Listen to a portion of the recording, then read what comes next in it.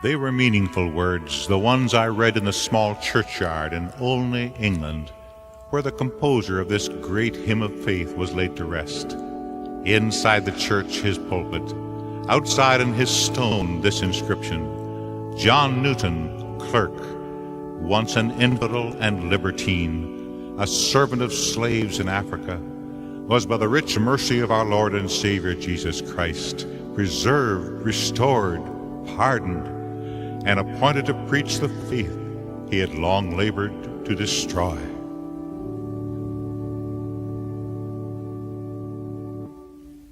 Amazing grace, how sweet the sound that saved a wretch like me.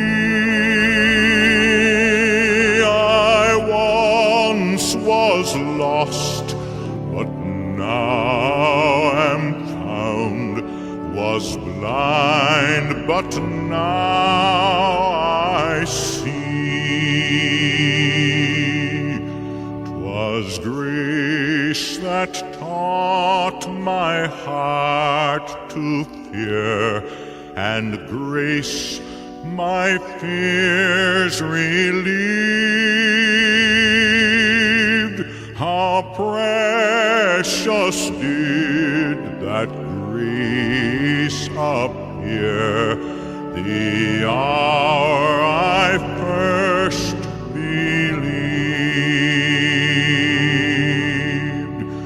Through many dangers, toils, and snares, I have already come.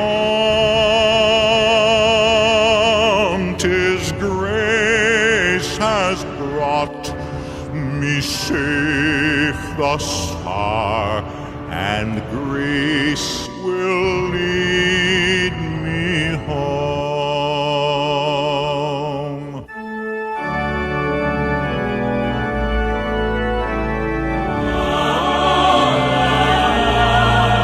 When we've been there 10,000 years, bright shining as the sun, we've no less haste to sing God's praise than when we first begun.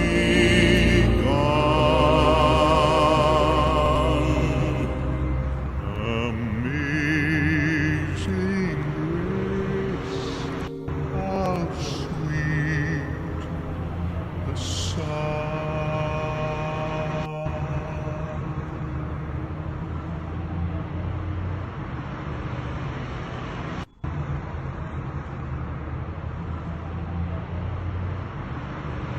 I come from a long, long line of denim jean, cut beside all types of fiends. I rob the DEA and overdose, spend the cash on guns and coke. I am the warmonger, more crazy strong, dropping drones inside Iran. I'm the big bad supercharged sex machine, all American extra lean. If you lose your cool, maybe I'll lose mine.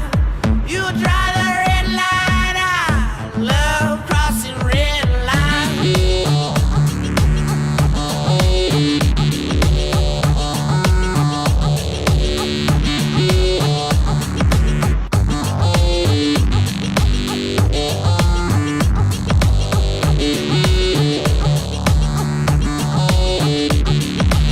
Lose your cool,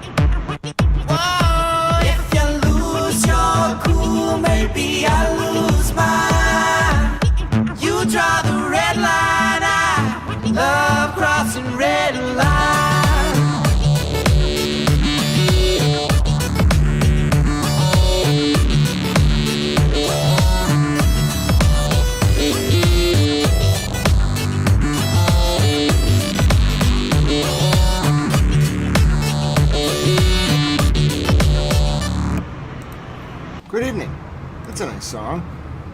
Just a nice apropos song. My name is Grant Smith Ellis. How are you doing this evening? You're listening to the sounds of Combs. You're looking at the scenes of explosions in Combs. My name is Grant Smith Ellis. Welcome to Towel News. Markets have closed. Towel in a suit. I'm in a suit. Hashtag towel in a suit. There is smoke rising from Combs, the city to the south of the Iranian capital of Tehran. Hezbollah, for the first time in about 3 days, launched a massive wave of drones at the north of Israel and also the occupied Golan Heights, and then they launched rockets right after. What is coming is the Axis of Resistance about to get the go sign. Has someone bombed Iran? My name is Grant Smith Ellis. It's 5:18 p.m. Eastern U.S. Here we go time, I suppose. Back to war. I'm a little bit concerned. The temperature is rising. The anticipation is very concerning. It's not a form of anticipation that is pleasant. It is very deeply concerning. It is 11:18 p.m. in South Africa. That would be Friday, May 1st, 2026. The markets are closed, ladies and gentlemen. It is 12:18 a.m. in Tel Aviv, Israel, and it is 12:48 a.m. in Tehran, Iran. That would be Saturday, May 2nd, 2026. Who has bombed the Iranian city, the holy city of Combs? No one knows. Why there is just random piles of smoke rising? No one knows. Hello, Professor. It's so good to see you, dear friend. My name is Grant Smith Ellis. Welcome to Towel News. That's the latest I have for you. Not air defenses tonight in Combs. Billowing piles of smoke. Happy May Day, says George, to the commies. Yes, happy May Day to those who celebrate, I suppose. Hashtag George says hello to the commies. Hello, George. How are you, dear friend? Okay, I have the cams up on the right. Those are live. Let me bring you forward a few seconds. If anything happens on those cams, I will see it. You will see it. I'm sure Miss Clutch or another wonderful towel friend will let us know. Hello, Pete. How are you? We have things to get caught up on. Mr. President Trump spoke today. As you can probably imagine, something is going to happen. I'm not exactly sure what's going to happen, but something's going to happen. Let me take you first to outside the White House, where the president trolled the speaking of the May Day, the people who celebrate. Mr. President Trump decided he wanted to troll the May Day celebrations outside the White House. Richard Nixon ringed the White House with buses. Not Mr. President Trump. Oh no, he trolled him with his helicopter.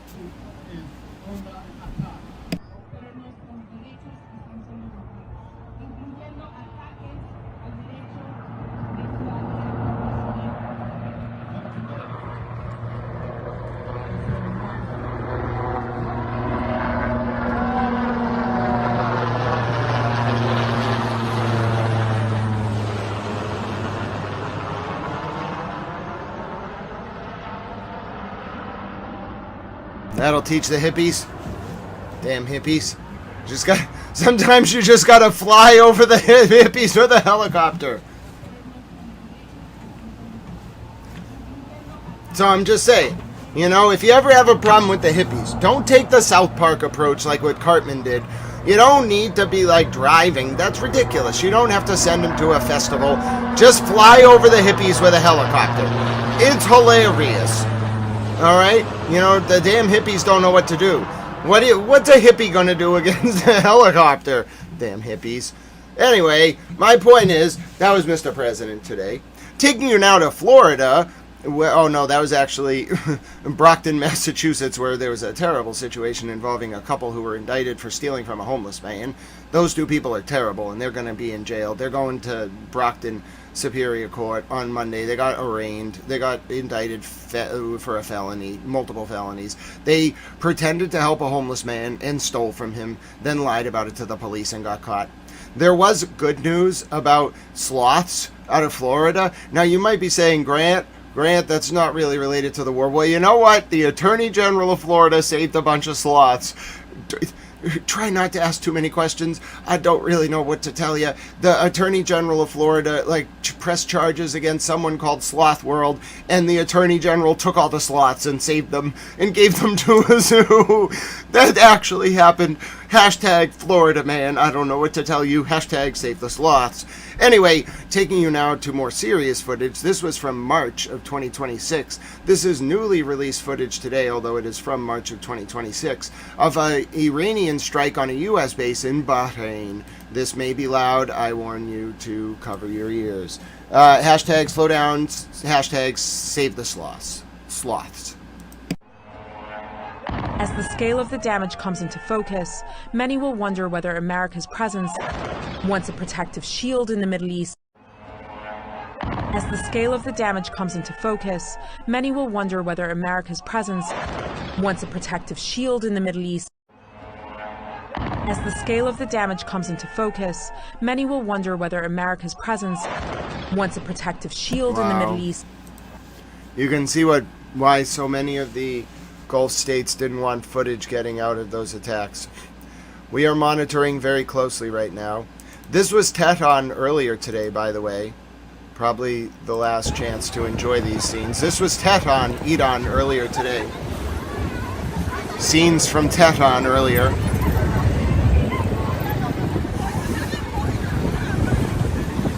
That is indeed Tehran today. Earlier today. I'm coming. Hold on so I don't get you in the video. Life in Tehran.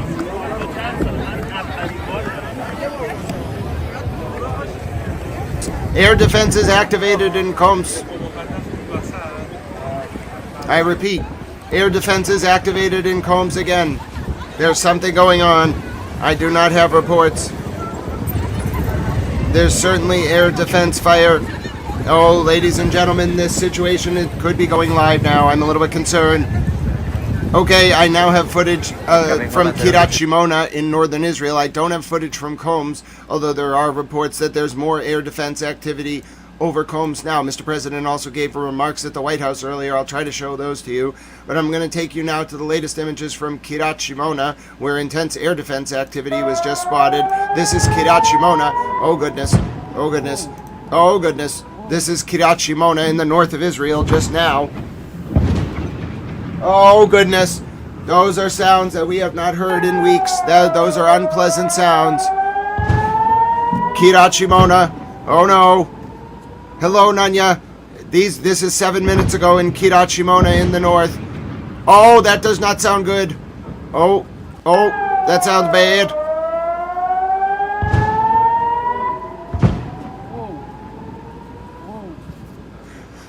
There have been intercepts in Erbil. Oh, goodness. I think Hezbollah just struck Kiryat Shimona. Oh, it seems to have been a pretty intense hit. You're looking at the latest pictures. Hello, Mr. and Mrs. Sweeney. This was Kiryat Shimona in the north of Israel about 7 minutes ago. Hi, Mimi. God bless you. Protect the innocents. And God bless Ellie, the baby goat. You're looking at the latest scenes from Kiryat Shimona just minutes ago.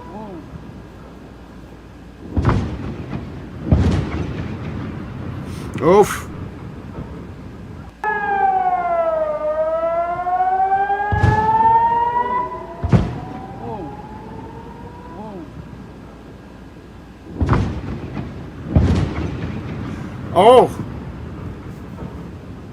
Oh, that's pretty serious. Those are pretty big bangs. Hi, Reaper. Hashtag save the sloth towels. Oh my goodness. I don't know what just exploded, but it's very loud. This is Kiryat Shimona. Mimi, I'm feeling better, but my mouth is very, puffy from getting all the surgery done. But, I'm a tab. I'll push through, Mimi, with your prayers. And Ellie, the baby goat, she's giving me energy for comfort in these tough times. You're listening. This is the latest. I only got this like 30 seconds ago. It's from Kiryat Shimona. It's very loud. Oh, God bless you, Standing Stones. His wife's sister has kidney stones. We will pray for her, my dear friend. Oh, that is a very unpleasant thing. My surgery was a little tough too. We'll all get through it. You're looking at the latest from Kiryat Shimona. I don't know what just exploded. I'm looking at the latest pictures. They only came in a few minutes ago. If you're tuning in and wondering what's going on, okay, About 35 minutes ago, maybe 40 minutes ago, it's possible the president is speaking. Oh, would you look at that? Would you look at that? Who's back? Who's back? I'm a towel, and I'm back. You can't stop the news. You can't silence a towel. You can't do it. It's not possible. I am a towel. I am back. Listen, you can't silence a towel. It's not possible. Throw everything you want at me. You can't wait till you find out what just happened. I'm a towel. I am a towel. I can work around anything. Wait till you hear the ludicrous nature of what has just transpired in Towel Town. Now listen. Listen, I'm going to remain composed, but I am going to say some things. I'm going to say some things. I'm probably going to be a little bit mad. You know why? Because it's not really about me. I don't, you know what? I'm irrelevant. I don't really care that much about myself, to be honest. I really just want to report the damn news so people don't get concerned. Now listen.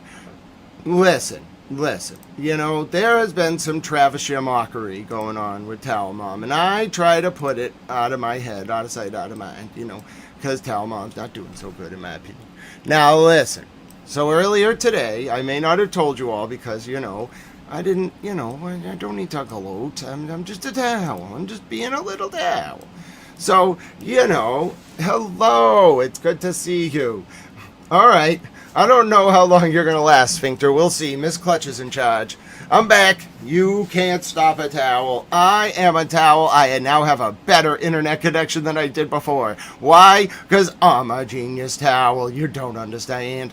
You might be saying to yourself, Towel, what did you do?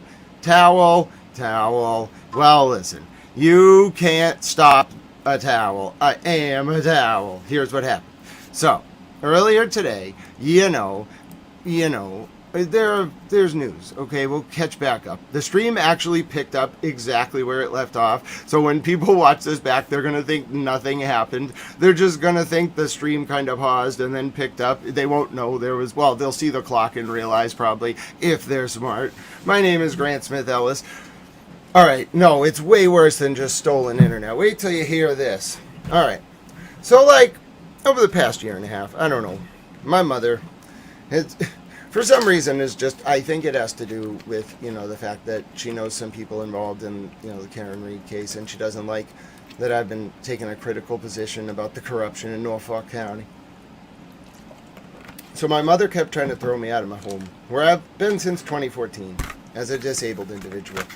You know, and as I've been working towards trying to be sustainable, independent, moving towards a good place, she tries to sabotage me, in my opinion, at every turn. Now, earlier tonight, I'm just kind of going about, you know, my business. But earlier in the day, I had, you know, moved to transfer an eviction proceeding. So she had filed an eviction proceeding in housing court, like about, 8 months ago. Those of you who followed on Twitter will know what happened. I eventually won the case. I won a dismissal because she just abandoned the case and didn't show up. She then tried to use what's called a summary process, which is like an eviction but in district court. Well, it turns out, you know, wouldn't you know it, under Massachusetts General Law, Chapter 185, Section 20, to be specific, I'm not a lawyer, this is not legal advice, which is Rule 4 of the Rules of Summary Process in the district court. You have a right to transfer summary process eviction proceedings to the housing court. Well, you know, the hearing is coming up next Thursday in the district court, and so I, you know, exercised my juridical rights, myself, pro se, and, you know, I filed a nice little 17-page Rule 9A package, and it had a nice cover letter, and, you know, it had an answer, and it had a demand for interrogatories, and then it may have also, you know, had a notice of transfer, and the clerk was very kind, and then I filed it in the district court, and then, you know, the hearing next Thursday got canceled. That was earlier today. The nice clerk helped, you know, I did my job in the little towel. And then, I went to serve it in the housing court like you gotta do. I gotta mail that in. And then I, gave it to my mom. You have to hand serve unless you have permission to serve by email. So, I handed it to her within like 45 minutes. Now, I didn't think this kind of thing would happen. Within 45 minutes, the entire house's internet was gone. The whole internet stopped working. You might be saying to yourself, Tal, did you in turn, figure out an alternative and do your thing? Yeah, I did that.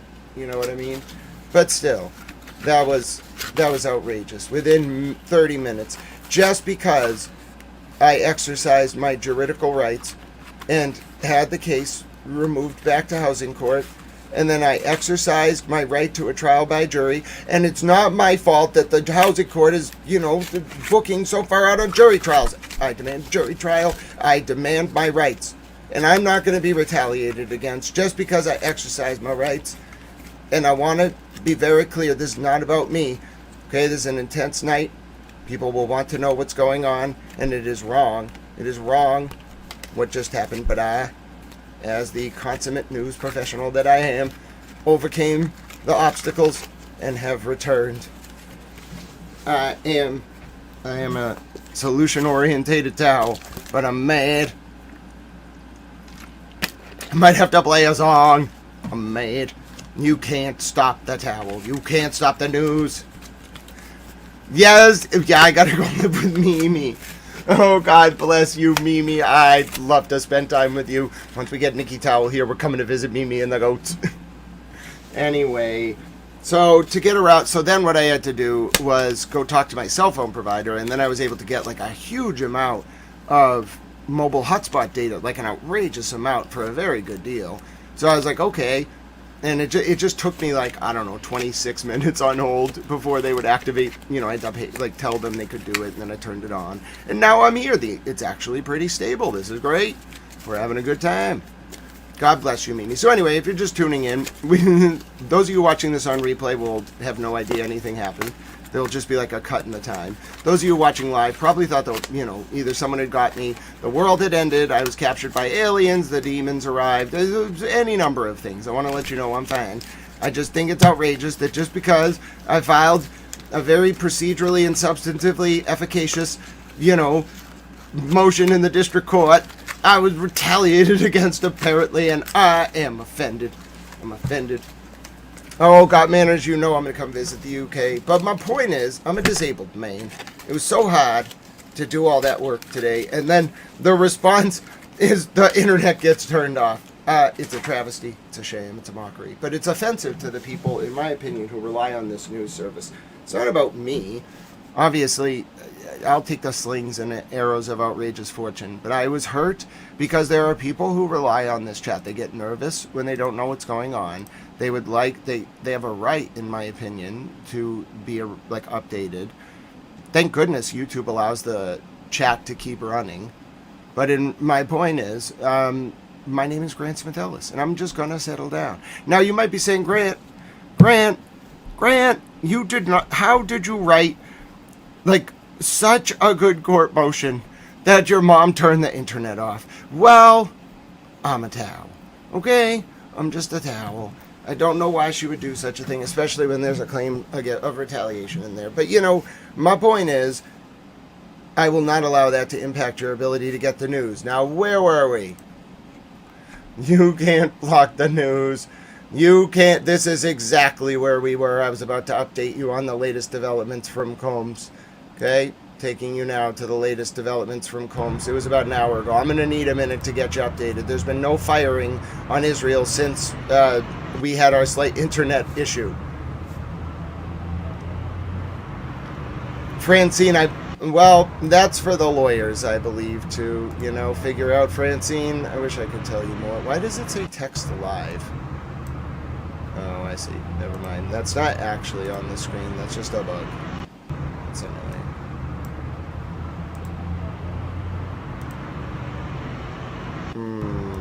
Hello, my name is Grant Smith Ellis. You are looking at the latest pictures from Combs in Tehran. And my wonderful towel girlfriend, Mimi. I may have been abandoned by my mom, And my dad died. That was very sad earlier this year. This is the latest from Combs an hour ago. I need to get reset after our slight. We do not know. Mike Johnson, good to see you. We are monitoring, and I'm on my towel hotspot. Hashtag towel hotspot. I'm going to update you now on the latest.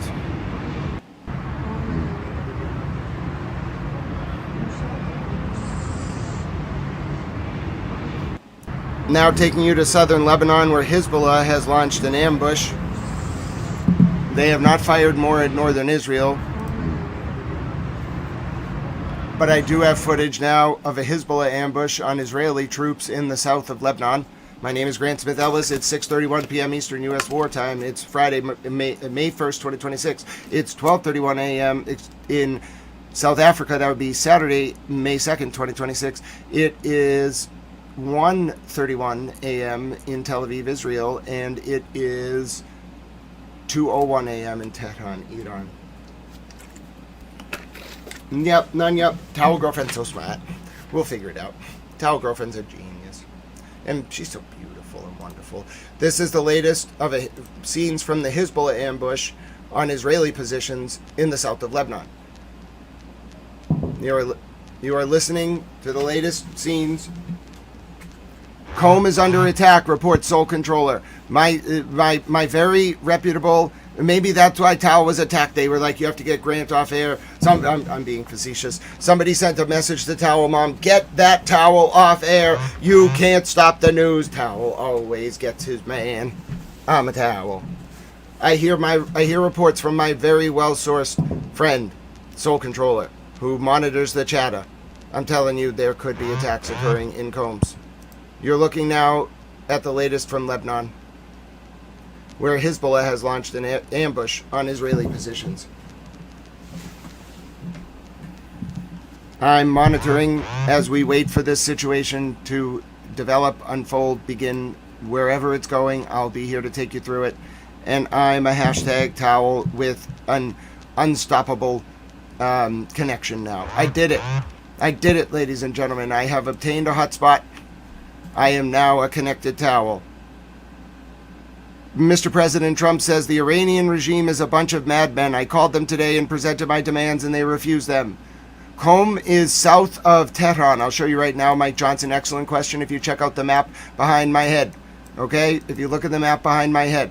If we go over... Oh, go ahead. It's going to take a second to load because the towel hotspot is doing a lot of work, but it's going to do it. I might have to get a dedicated hotspot, but it's fine. This will do for now. It'll work in a pinch. All right. That is Tehran. South of Tehran is the holy city of Qom. The holy city of Qom is where Ayatollah Ali Khamenei, it was actually the first Ayatollah Khamenei was born and attended seminary. There is, between Tehran and Combs, the Fador nuclear facility off Old Combs Road, right here. Okay, there are uranium mines right here. And then right here is uranium enrichment. We're ready. I'm here. Thank you for your excellent question, Mike Johnson, about the city of Combs. Yes, Tiffany Bob. Oh, my dear friend, how you doing? Sole Controller, if you could post a link here, that would be great. If you have a link on X in particular, that would be great. I hear reports that Combs is under attack, but I also saw that video as well from Combs that I played for you minutes ago. There was also, if you missed it right before the break, there was air defense activity and multiple loud explosions in Kiryat Shimona in the north of Israel. This was right before the break.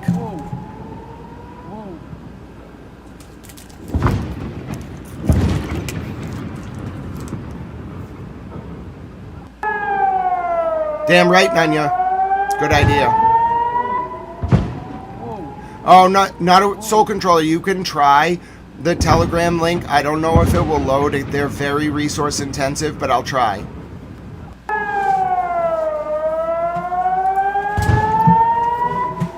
Good evening, good afternoon, good morning, wherever you may be. You're listening to the latest from Kiryat Shimona about 45 minutes ago as I get reset.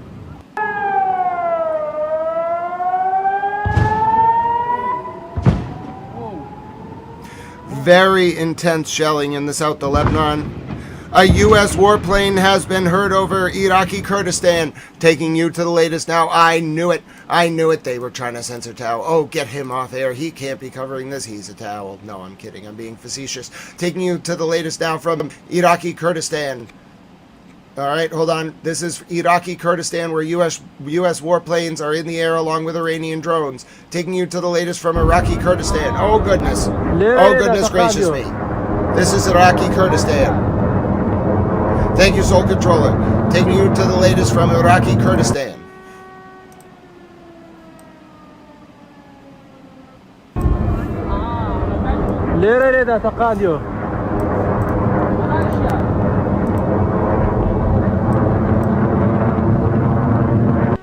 The latest from Iraqi Kurdistan. Columns of smoke have been seen rising in Qom.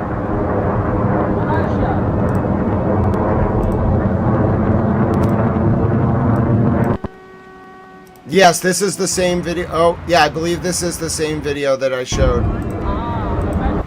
So you're looking now at the latest from Iraqi Kurdistan. Here's more from the columns of smoke rising in Qom from Soul Controller. Thank you very much. These are the latest images from Qom, columns of smoke. We took a look at one of those videos. My name is Grant Smith Ellis. You are tuning in to what could be the very beginning of intense conflagrations. I do not know where this is all going. I will be here with you as it plays out. There is intense artillery shelling and illumination flares are incessant. Just reporting to you what is being seen on the ground in South Lebanon in the Al-Zator and Deir Siranin axis extending to the riverbed. I know some of the towns in South Lebanon, but it's tough. All right, you're looking at the latest scenes from South Lebanon now.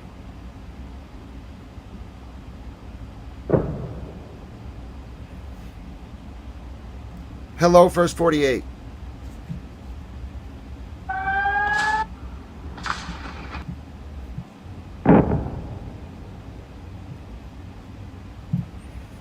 You're looking at the latest from southern Lebanon on the ground. Mr. President was also just speaking. I'll show you some of those remarks now. Hello, Real Jack Matt. It's so good to see you, my dear friend.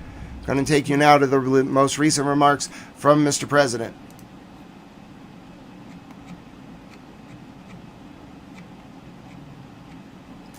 Most recent remarks from Mr. President. Fight, they'd stop it. If this were a fight, they'd stop it. You know that expression, it's true. But they're not coming through with the kind of deal that we have to have, and we're going to get this thing done properly. We're not going to leave early and then have the problem arise in 3 more years. Well, we're just... The Israeli army right now is attempting to reach the Litani. Winning. If it were a fight, they'd stop it. If this were a fight, they'd stop it. You know that expression, it's true. But they're not coming through with the kind of deal that we have to have, and we're going to get this thing done properly. We're not going to leave early and then have the problem arise in 3 more. Yes, we saw that video, Soul Controller. We're just... Oh, there's definitely some kind of attack unfolding. The question is, when is Iran going to respond? Israel, for their part, are trying to reach the Litani. I have reports that they are attempting to reach the Litani. I think Iraqi Kurdistan is where things are going to heat up. Here was Mr. President's remarks earlier on the White House lawn. He had some things to say to reporters. He also just spoke minutes ago. I'll show you that footage as well. You are listening to Towel News. You can't stop the Towel News. That's our new slogan. I love you, Mr. President. Mr. President, like thank you. Thank you, Mr. President. Mr. President, you said you send weapons to help Iranian demonstrators. Some source claim these weapons are in Suleimania, in Iraqi Kurdistan. Do you confirm that? And as you said, they will pay a big price? I'm not happy with the delivery of the weapons. I'm not thrilled with it. But a small amount of weapons were sent, and we'll see who has them. But I'm not happy with what happened with the Kurds. The Kurds did not deliver the weapons. Like Mr. Kurd, I love you, Mr. President. Mr. President, thank you. Thank you, Mr. President. Mr. President, you said you send weapons to help Iranian demonstrators. Some source claim these weapons are in Sulaimania, in Iraqi Kurdistan. Do you confirm that? And as you said, they will pay a big price? I'm not happy with the delivery of the weapons. I'm not thrilled with it. But a small amount of weapons were sent, and we'll see who has them. But I'm not happy with what happened with the Kurds. The Kurds did not deliver the weapons. Like Mr. Kurd,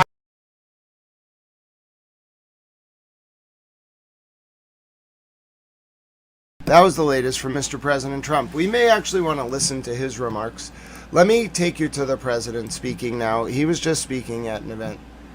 I saw the head of the Palestinian delegation at FIFA would not shake the hand of the Israeli delegation. I'm going to take you now to Mr. President Trump speaking live. I believe he's literally speaking right now. Apparently he's being a little weird. So, that's par for the course, I suppose. So he was speaking. Apparently he finished speaking a few minutes ago. People were baffled by apparently this, so we're going to take a look right here. Let's see how this speech went. Hold on one second. Let's see how Mr. President Trump's speech went. All right, let's see. Oh goodness, how long did he speak for? I'm afraid to even put this on, but okay, Mr. President, let's begin. How's this gonna go? As the bombs were apparently falling, this was Mr. President. Very proud, great American patriots of the villages. Are we happy with the villages? We like the villages. Now, Only one channel audio. There was just an attempt, I won't use the word, an attempt, they say, on my life. I should be indoors. Actually, let's try the White House feed. Hold on. Sometimes they have better audio. Give me 1 second. Let's try the White House feed. It's not always guaranteed that they have the best audio, but sometimes they have better audio than the pool. Give me 1 second. So this was Mr. President Trump speaking just minutes ago. Let's try this one. That's better. Now, oh, actually, you know what? We can speed him up. People would prefer, actually, sometimes that we speed up Mr. President. We're going to play him at 1.5. I shouldn't be here. There was just an attempt, I won't use the word, an attempt, they say, on my life. I should be indoors at a secure facility where I can quietly, beautifully, and safely play out my term, destroying everything that comes in our way, like bad countries that want to get nuclear weapons. We'll take care of them. So they want me to be in a secure place. I said, what's more secure than the villages? No. I heard the seniors were waiting at the villages, and there's no way we got like 97% of the vote. Remember all those frauds? They said, whoa, remember Sleepy Joe? Thank you, Nick. Came up, oh, we'll listen for the eat-on parts. You don't love us more, you bunch of phony bastards. But as you know, this is the single largest community of seniors anywhere in the world, and frankly, it's the largest crowd you've ever had assembled. You know, it's very interesting. They built this, but when I first started, they didn't have this. We had a little tiny room, so we went outside. We had a tremendous crowd, but I don't know if you see what's going on. They have an overflow room that's bigger than this. Why the hell didn't I go there to start off with? What's going on here? And then they have outside, they have thousands and thousands of people, and we love them all. We love them all. So we're here to celebrate a policy that benefits every American senior all across this land, and it's called No Tax on Social Security. It's done. It's done. You know, I took a poll at one of the events. I said no tax on tips, no tax on overtime, or no tax on Social Security, all of them. So let's do it now. Let's do another poll. No tax on tips, no tax on overtime, no tax. So what you do is you're going to cheer for the one you like the most of the three, all right? No tax on tips. No tax on overtime. No tax on Social Security.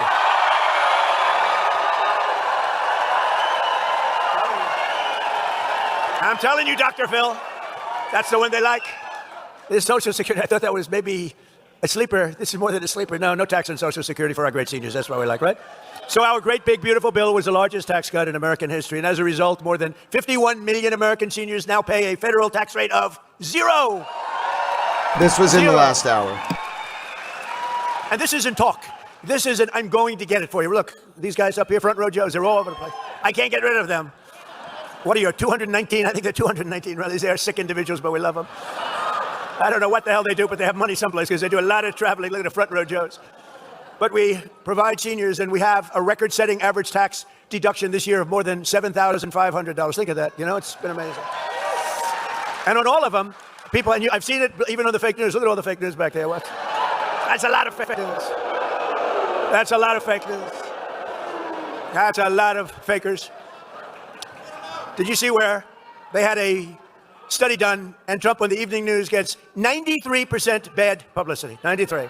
And yet, I won in a landslide. Now, you know what that means? Well, think of it. 93%. And you know, like with Kamala, she made a bad statement on CBS 60 Minutes, and they had to pay me a lot of money, $38 million. You know what she did? Her statement was so bad the night before the election, it was so bad, that they took another answer that she gave, which was not bad. It wasn't good. It was nothing. And they put it in, and we found out they did it. They changed the answers. BBC has me, AI, saying about hate. We hate, we hate. I said, that's not me. They changed my lips. I couldn't even tell myself. I said, I didn't know. This gets very... But think of it, 93% bad stories, only bad. And if it's a good story, they make it bad. You know, you can make anything bad. You can have a baseball team won 21-2, and the writer says they should have won by more. That's where we are. We're winning 25-0. And they say we should be doing more. There's never been a first term of a president, they say, and even the radical left lunatics say it, that's accomplished more than we have. It's never happened. Never. But just to finish off, you know, I love the weave, because the weave is great. You go out, Pa, go out. You always have to come back. Someday I won't come back, and they'll say, all right, he shot. That's it. The weave, I call it, the weave, because you get a lot of stories into one little sentence. But when you have 93% and you win in a landslide, you know what it means? It means that the media has lost total credibility. Nobody believes them. That's what it means. Very simple. But thanks to the massive tax cut, American seniors just received your largest tax refunds of all time, by far. And here in the Sunshine State, we've issued 2.5 million Florida seniors over $13 billion. Now think of that. Now, I don't happen to be a senior. I'm much younger than you. I'm a much younger man than you. Look at you old guys. Wouldn't you like to be my age? It's young, vital, vibrant. No, I'm much, much younger than the people in this room, but I feel I can relate to you anyway. See, now the fake news will go tonight, and they'll say, he's claiming to be younger than the people. You understand? That means more money to visit your grandkids, bigger budget for taking a trip to someplace that you want to go, or extra dinners out with your family. You're going to do a lot. You're going to do a lot. You know what to do with the money. But I saw it recently. People are being interviewed. And yeah, why don't you sit down here? Come on, front row Joe, sit down. Get them all to sit down. You know, it must be good when front row Joes still stand up after 300 or something, whatever the hell. They're still standing. That's pretty good. But it's been an amazing period of time. Our country is hot again. We have a great country again. We're respected as a country again.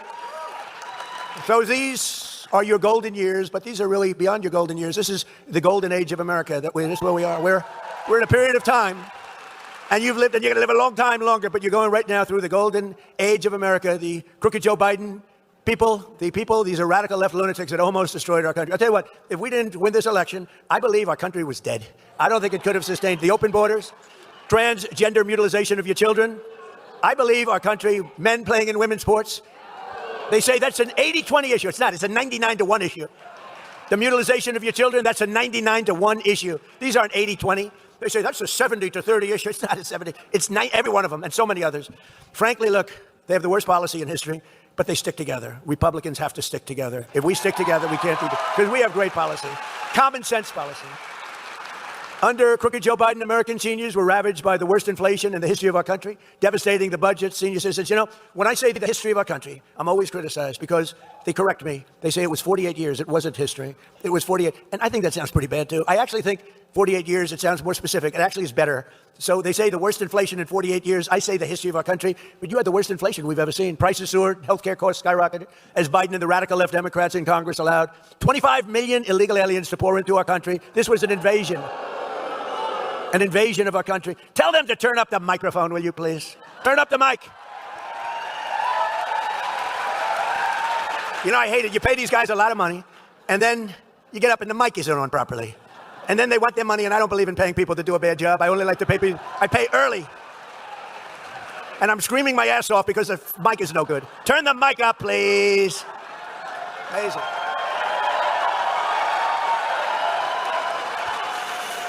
But all of that changed the day I took the oath of office on January 20th, 2025. Under the Trump administration, we're standing up for American seniors like no president has ever stood up before. And just as I promised, we're strongly protecting Social Security and Medicare, and we always will. We have a man here who knows more about Medicaid, Medicare, medical crap than any human being. Where's Dr. Oz? Where the hell are you, Sted?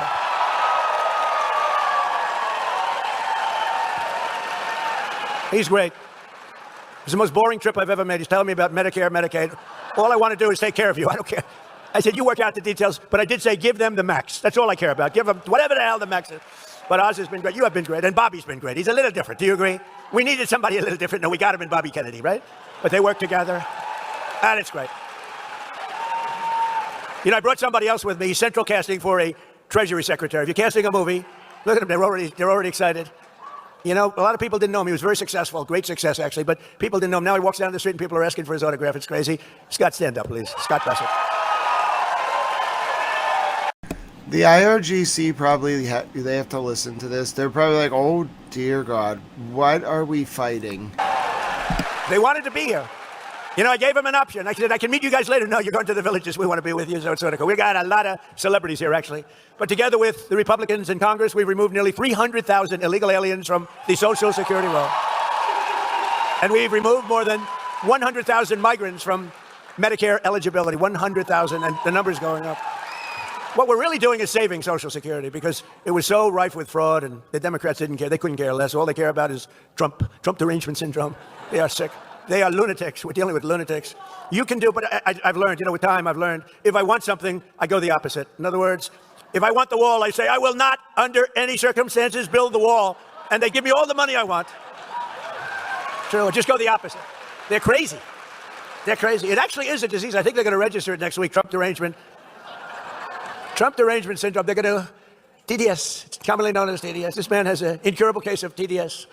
To further stop Medicare and Medicaid from being looted by criminals and thugs, we've launched a war on fraud. You've been watching it in the papers. We're all over Minnesota, California, all over the place. They're taking down hundreds and hundreds and even thousands of people a week and a day. It's led by our great Vice President, J.D. Vance. He's doing a great job. I said, J.D., I want that job. I want to do it as president. He said, let's do a little delegation, please. But J.D.'s done a great job. Thousands and thousands of people are it's a fraud. I mean, look at the wonderful country. It's a beautiful country. You should try it sometime. Somalia, it's a beautiful place. It's got no government. It's got no military. It's got no anything. It's got one thing that's really strong, crime. It's got a lot of crime. They have no police. All they do is run around shooting each other. It's filthy dirty, disgusting dirty. It's a horrible place. They come here, and Ilhan Omar, you ever hear of her? She heads it. And think of it. They have nothing but crime, poverty, pollution. Everything is horrible over there. Nothing good. They say it's the worst country anywhere in the world, that we got some beauties out there. Play the song. And then she comes here from Somalia, and she tells us how to run the United States of Oh, America. that's it. She says, the Constitution gives me certain rights. And I demand that I be given these rights. Get the hell out. What a phony.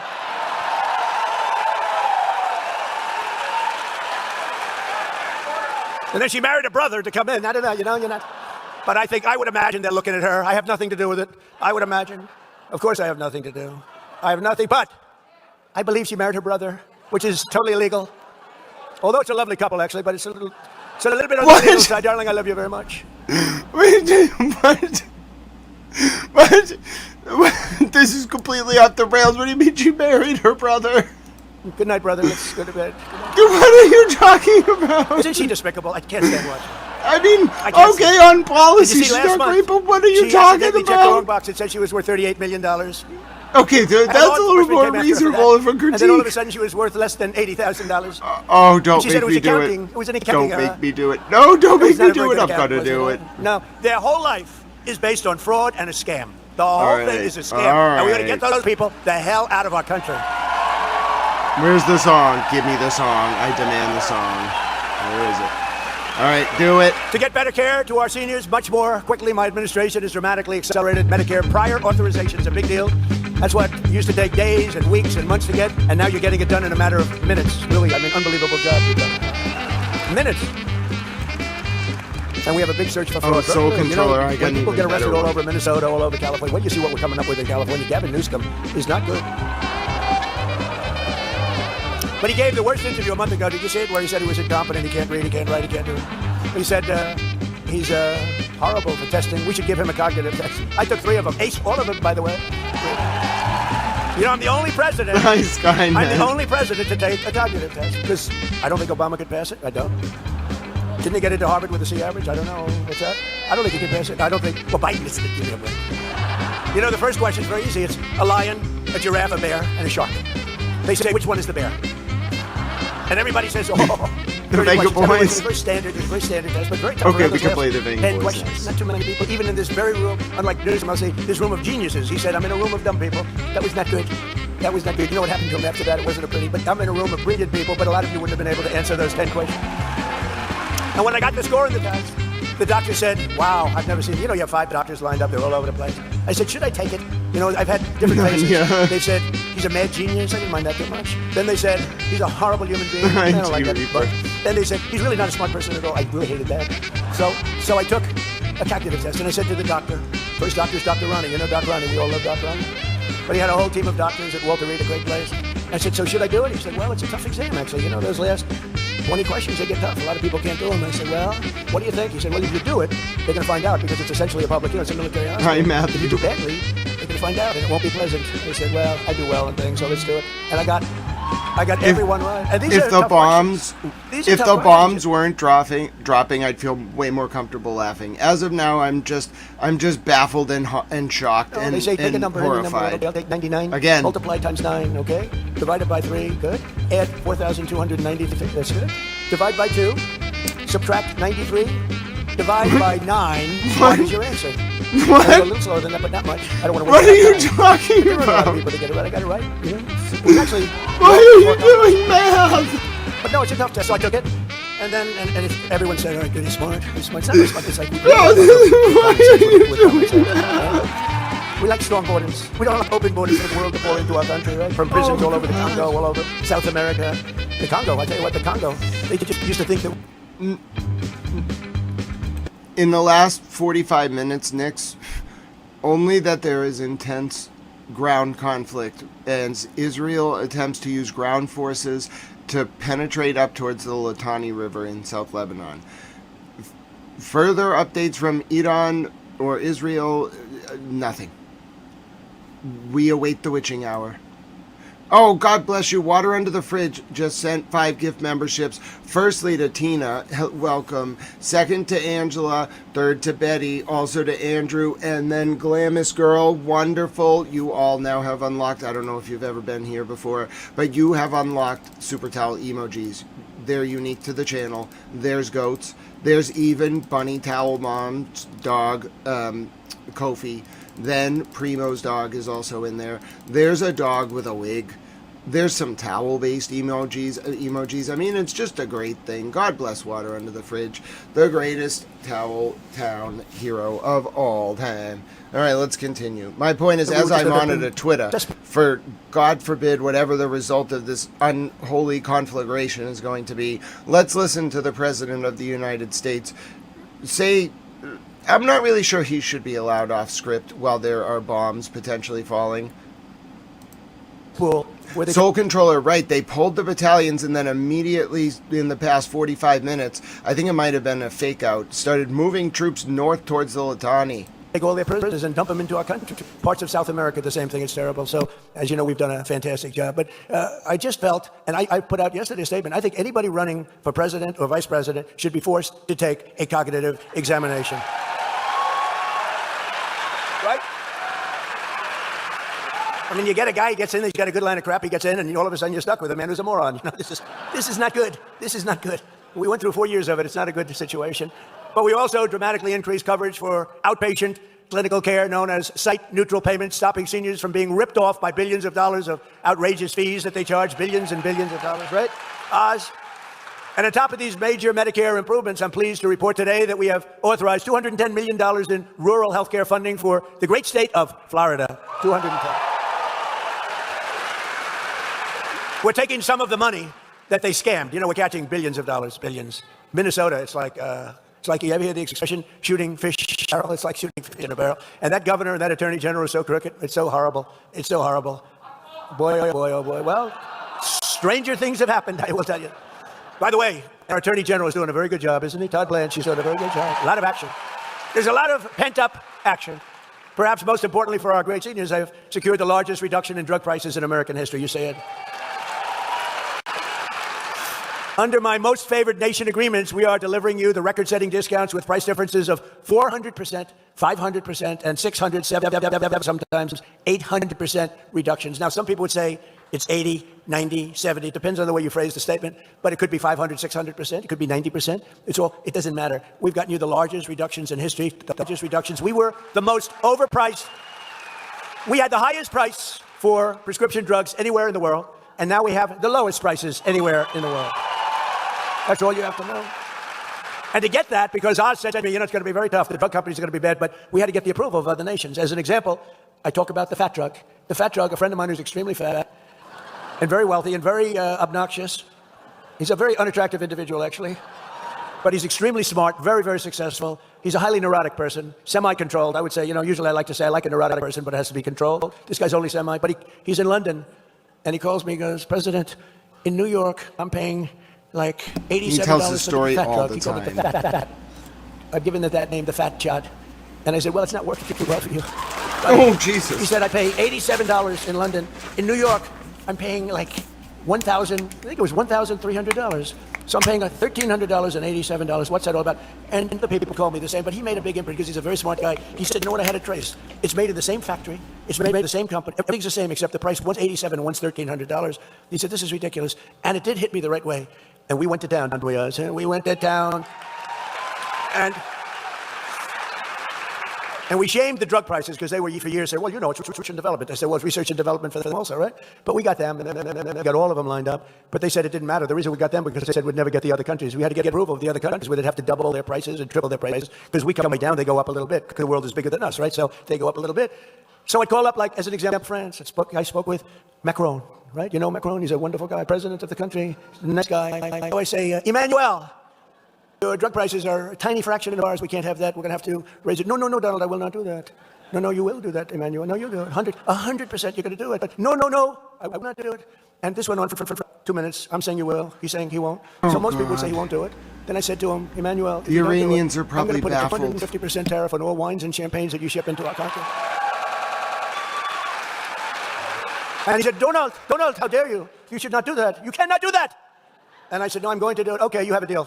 That was it.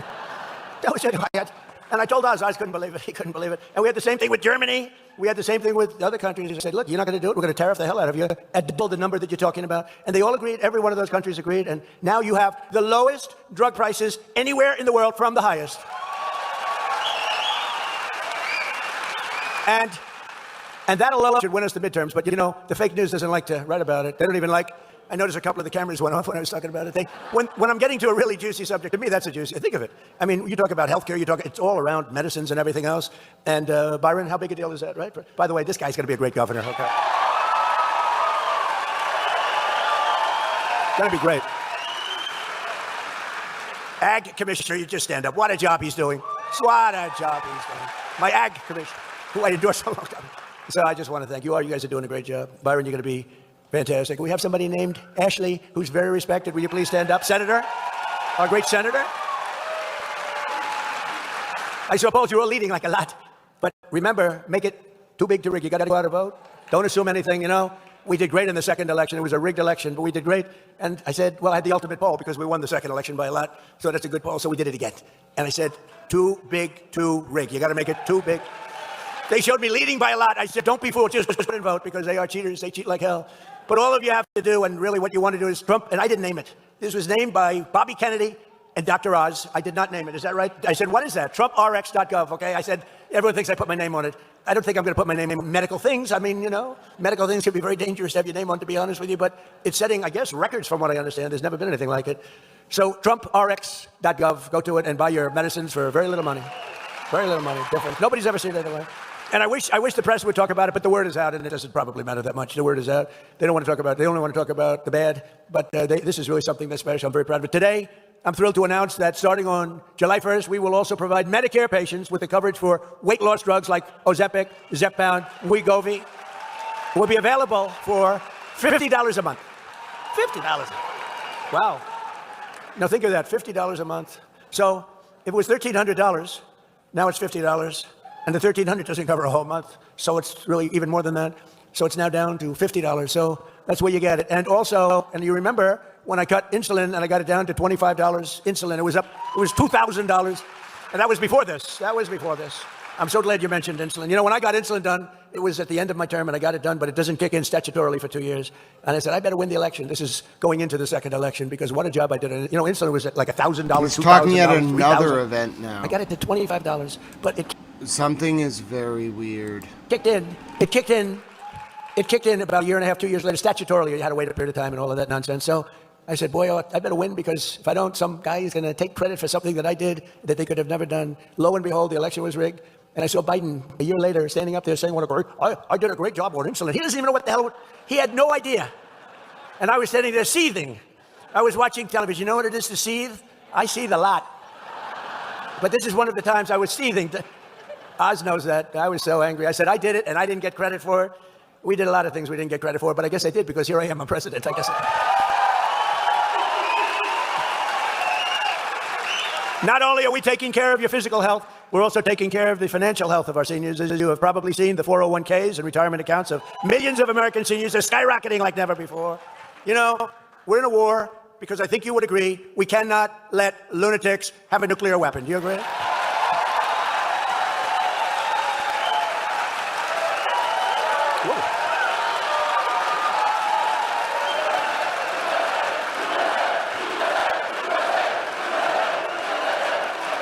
Because if you read the fake polls and things, it says, well, it's only a 20% or 25%. It's nonsense. Look at this. I'm talking about all these things you're getting, and you stand up when I talk about you can't let Iran have a nuclear weapon. We can't. But I did something that was, I don't know, foolish, brave, but it was smart. I would do it again. But I thought the numbers would be much worse. I thought the stock market would go down much more. I thought the oil prices would go up much more. I said, but we have no choice. Whether it does or doesn't, I have to do what's right. We can't let them have a nuclear weapon. So I called in Scott Bassett and all of my people. Mostly my financial people, and I said, all right, folks, congratulations. We just hit the highest price in the history of the stock market. So they said the Dow would never hit 50 during my 4 years because it was too much of a raise. They thought 6, 7 years out, maybe it could hit 50,000. They said the S&P could never hit 7,000, right, Scott? That would be even more unlikely. Maybe at the end of the fourth year, but probably not. It would be 5, 6 years out. And we hit 50,000 on the Dow before the end of my first year. We hit 7,000 on the S&P before the end of my first year. The stock market is rocking and rolling. Your 401ks are at the highest they've ever been. I don't have to listen. I don't know how the hell you could be doing badly. But your 401ks are setting records. I have people coming up to me and saying, you've made me a hero to my wife. You've made me a hero. I've had numerous policemen. I had one guy from years ago because I did the same thing. We had the greatest financial markets in the history of our country in my first term. We're blowing it away now. We're blowing everything away. There's never been a country this successful in that sense before. But now I said, okay, you ever do this? Well, you're doing so well. I said, so we just set every record. We have the highest stock market in history. We have things that just go. And by the way, there are more jobs today in our country than at any time in the history of our country by far. Right? So, but we have to think a little long term. And I said to Scott and Howard and all of the people that work for me, great people, Jameson, Greer, all of them, I called them in and I said, fellas, congratulations. We have the highest stock market we've ever had. Everyone's doing great. Oil prices were very low. They were 60 and 70. You were buying oil for $2 and even less. Remember, just a couple of months ago, you were at $2 and $1.85. In Iowa, it was $1.85 a gallon. I said, congratulations. Now I'm going to upset the apple cart for you because we have to take a little journey down to a beautiful country known as Iran. And we have to make sure that they don't have a nuclear weapon. We stopped them with the B-2 bombers. If we didn't do that, we would have had a nuclear weapon. Israel would have been blown to pieces. The Middle East would have been blown to pieces. I think Europe would have been blown to pieces. But under what we were doing, I said, look, we're going to have to make this journey. So it's almost like we built up this great thing, and then I said, now we have to break the eggs a little bit, and we have to go and do it.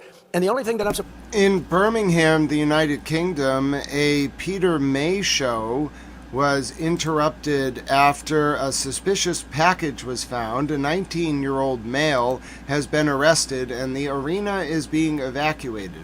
I repeat, taking you to Birmingham, England now at the Utilita Arena where a suspicious bag was found. A 19-year-old man was then arrested and police are searching the vehicle, searching the venue as it is evacuated. Taking you to Birmingham, England now. This is a Peter Kay show.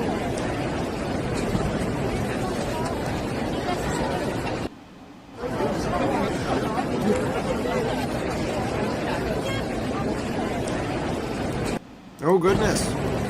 my dear friend Sana. This is a Peter Kay show taking place. Hello, Cosmina. Good to see you. This is a Peter Kay show that was evacuated in Birmingham within the last, I'd say, 60 minutes. Due to reports of a suspicious package, a 19-year-old male was then arrested, and authorities are clearing the building. I do not have further details to report for you from Birmingham. Back to President Trump speaking about an hour and a half ago. He's speaking at another event shortly. Dr. Oz, we talked about it. I thought oil would be much, much higher than it turned out to be. I mean, it's not low. It's certainly not low. It's going to come crashing down as soon as this war's over, and they're getting decimated. They have no Navy. They have no Air Force. They have no anti-aircraft equipment. They have no radar. They have no leaders. Their leaders are all gone. Very sad. Very fine people.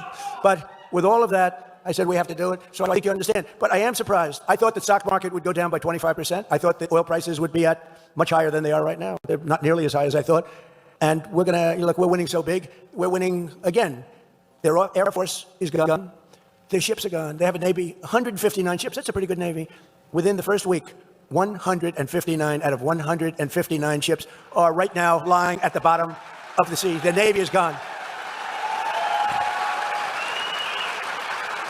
And we're discussing, I spoke to him today, we're discussing, it's a little hard to figure out who their leaders are, frankly. You know, their leaders are gone, the first set is gone, the second set is gone, Khomeini was gone, and they were pretty evil people. Not pretty evil, they were evil. They killed 42,000 protesters. 42,000! And in a period of 2 weeks, they killed 42,000 protesters. But we had to get this done, and we're really doing well. We're just winning. If it were a fight, they'd stop it. If this were a fight, they'd stop it. You know that expression, it's true. But they're not coming through with the kind of deal that we have to have, and we're going to get this thing done properly. We're not going to leave early and then have the problem arise in 3 more years. Under 4 years of Crooked Joe, I go crooked and sleepy. Which is better, Sleepy Joe or Crooked Joe? Ready? Sleepy Joe. Crooked Joe. I love it. It's free polls. You know, if I went to a pollster, they're all phony. If I went to a pollster, I'd pay $1 million for that question. Give me $1 million, sir. And then they don't go to anybody. They just put it down, whatever they want. You know? They say, we scoured the countryside. They didn't scour. They sit in their room watching television. They say, oh, let's give Trump a little bit of an advantage. It makes him happy. Under 4 years of Crooked Joe Biden, the average 401k rose at the rate of $875 a year. Okay, that's something, a little raise. But you know why he rose? Because of me, with the 4 years that we had. Because after that, there was nothing. He would have gone down. They took over the momentum of what we created in the first 4 years, which was incredible. Under Trump, so it's $875. Under Trump, the number 875 is the rise, $30,000. So it's $875 versus $30,000. For seniors, that number is $50,000, $60,000, even $70,000 or more a year. That's what you went up. And just yesterday, I signed an executive order that will, for the first time, expand matching IRA contributions to the millions and millions of Americans who lack employer-sponsored plans. Obviously, some of you. And starting next year, every citizen will be able to go to TrumpIRA.gov and sign up for a high-quality, low-cost IRA so that everyone can benefit from the rising stock market. Go sign up. These are all things that people have been talking about for years, right, Scott? They've been talking about them for years. In 4 years, the Biden administration got less than $1 trillion of new investment. So in 4 years, he got much less than $1 trillion people investing in the country, other countries, other people. In my first 11 months, we secured commitments for more than $18 trillion now pouring into our country from all over the globe. Think of that. Think of that. Less than $1 trillion in 4 years. And 11 months of 12 months hasn't come out yet. We've been there not long enough. But in 11 months, $18 trillion. So that's 18 times more. But think of it. It's really almost 100 times more if you really multiply it out properly. A short time ago, we were a dead country. Now we're the hottest country anywhere in the world. Congratulations.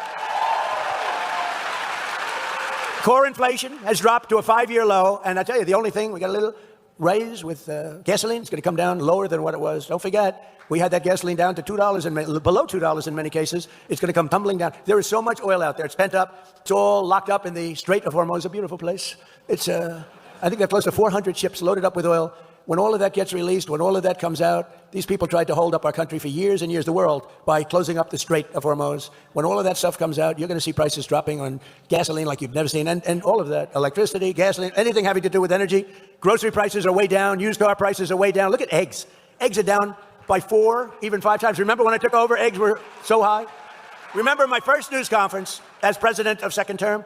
2 days in, I said, ladies and gentlemen, do you have any questions? What about eggs? I said, what? Egg prices are 4 times higher than they were a year ago. I said, I just got here. I've only been here for a day and a half. And we had a problem with eggs. The prices were through the roof. I got them down to now they're lower than they were at the lowest point 4 years ago. Think of that. But I got him down. Does anybody write about it? No. That's why I like doing speeches. You know, they don't write about it, so I do speeches. That way I can talk about it. Sometimes you got to do it yourself. Earlier this year, I directed Fannie and Freddie to buy, you know what that is? Well, where's Bill? Where's Bill Pulte? He's around here someplace. He's done what a great job. He's created $1 trillion value. Look at him over there. He's jumping. Smart guy. During my first term, I was offered, sounds like a lot of money, but it's very little compared to what, less than $100 million to buy Fannie and Freddie. And I said, nope, I don't want to sell it. Don't sell it. They want to sell it so badly. And now it's worth over $1 trillion. If I would have sold it, I would have felt like a schmuck, you know, to be honest. It's worth over $1 trillion. What is it, about $1 trillion now, right? He says higher. No, we could have sold it. We could have given it away for nothing, practically nothing. So I directed Fannie and Freddie to buy $200 billion in mortgage bonds, bringing interest rates plummeting down from nearly 8% under Sleepy Joe and 6% even lower. And don't forget, we had a hostile Fed guy. We had a guy, too late. We call him too late. He's too late with interest reductions. Jerome Too Late Powell. We had I haven't figured out, is he a bad guy or a dumb guy? But it doesn't matter. The end result, he's either dumb, bad, maybe he's a combination of both. But in any event, because rates, we would have had them even lower. But we've done great considering that we're fighting. Now we have a great Federal Reserve chair coming in, and he's going to be fantastic, Kevin Warsh. We've reduced the annual cost of a typical new mortgage by $4,000. Think of that, $4,000 a year after decades of other countries stealing our jobs and plundering our wealth, taking advantage of our country like we're a bunch of fools. Thanks to our strong policy on tariffs, I love those tariffs. We cut our gaping trade deficit by 55% this year alone. So we had a trade deficit that was massive when I took over. And if you cut it by 1%, 2%, you're considered like a genius. I cut it by 55%. And next year is even better. And that's despite the Supreme Court making me do the tariffs a different way. I cannot believe they did that, but they did it. They shouldn't have done that, but it doesn't matter. I'm doing it a different way, a little more work, a little more time. Pay back $159 billion of the money that you got in. But we're doing it. It's actually very solid. It's 100%, can't be challenged. And we informed the very beautiful country of Germany that because of the fact that they and other European nations have not adhered to our trade deal. They haven't adhered to our trade deal. We have a trade deal that Scott and me and Howard and all our great people, Jameson, we all did a great trade deal, but the European Union has not adhered to it. So we've increased the tariffs on all cars coming into the United States by 25% and trucks. Knowing that if Mercedes and BMW and the truck companies and all of the people out there that send stuff in and didn't pay anything for years, they ripped us off, they took our jobs away from us. Not anymore, it's the opposite. They're all coming back. You know, factories are pouring back into our country, but they're all coming back. But we informed them that we're going to charge them, we're going to increase their tariff to 25%, knowing that if they build their plants in the United States, there is no tariff. They have to hire our great American workers, and there is no tariff. Think of it. And we've added now, we are now building AI plants all over everything. But we have part of that $18 trillion. But we have more construction going on in what they call plant and equipment, than we've ever had before in car plants. We had a period of time that for 25 years we didn't build one plant. They took our car industry away. It went to Germany, Japan, Mexico, Canada. It went to the European Union like crazy. Germany, think of it. It went to the European Union. We went for a period of almost 30 years with barely building a plant. Now we're building more plants for cars and trucks than we've ever built in the history of our country, including prime time from many years ago. They're all coming back because they don't want to pay tariffs. Very simple. Very simple. They don't want to pay tariffs. If you don't want to pay tariffs, that's fine. Build your plant here. Build it in Florida. I don't think of you too much as, you don't need the cars, but build it in Florida. Any place in the United States is okay with me, but they're building them all over our country. We added 186,000 private sector jobs in March. Jobless claims just hit the lowest level since 1969. Think of it, jobless claims. So since 1969. The lowest level since 1969. And more Americans are working today, as I said, than at any time in the history of our country by far. It's not even close. And with our no tax on tips, no tax on overtime, no tax on Social Security, we're doing something that has never been done. And the consumer, which is you have more money to spend than you have in many, many decades. Very importantly, for our great seniors, I hate to mention this, it's so negative. It's called the estate tax, because nobody in this room will ever die. But just in case you should, if you have children that you love, it's very important. If you don't love your children, then it doesn't matter too much. Who cares? Oh, I know some that won't leave their kids. They hate their kids, but these are bad people. They're usually very wealthy, too. I don't know what that's all about. But we... Thank you, Mr. President. Listen, I feel like, sometimes, and I think Mr. President understands it. I think I'm critical sometimes when bombs drop. And I think I'm critical of every side when bombs drop. So I don't think Mr. President takes it personally. But I just want to say thank you, Mr. President. If you could talk to my mom, I'm going to go my separate ways, But I think, Mr. President, she's Wendy Murphy. You were better friends with Tal Grampy. He was Ed Murphy. He was the fire chief of Newton. He adored you, Mr. President. Up here in liberal Massachusetts, Ed Murphy was your biggest defender. Everywhere he went, he'd make the politicians listen to how much he loved you. And let me tell you, Mr. President, my Grampy was a Navy veteran. And he was in from World War II, nonetheless, no less. And he was a fire chief. And he lived in a one-story home in Natick. It was a wonderful development for World War II vets built in the 50s. And he went to Dunkies every morning and he got a small black coffee, no cream, no sugar, just black. Okay? That was Grampy.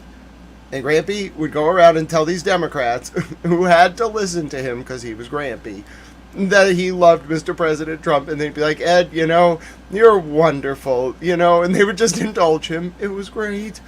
Anyway, my point is, Mr. President, you're exactly right. There's something about wealth that just alienates people from family. And I think we need you, Mr. President, to preach the evangel of why wealthy people should not abandon their children. Not with money, I can figure that out, but emotionally, Mr. President. The wealthy people who, you know, they got a little involved with the Society for Creative Anachronism or whatever the hell, all those the Weird Owl stuff, the sigils. I don't really want to know. I'm not going to ask too many questions. We're moving past that era, okay? My point is, Mr. President, I just want to ask you directly, you know, if you listen to my commentary, I think you're a nice man, fundamentally. You could just talk to my mom. You could be like, listen, you know, Wendy, it's not 1990 anymore. You know, it's like 2026. You know, it's a new era. Like, power structures don't really work that way anymore. You can't be mean to your son. He's a towel. She's going to be like, Mr. President, I'm a little concerned that you know about my son. She's going to try to be, yes, yeah, gotta just, you know how to deal with it, Mr. President. You know how Wendy Murphy is.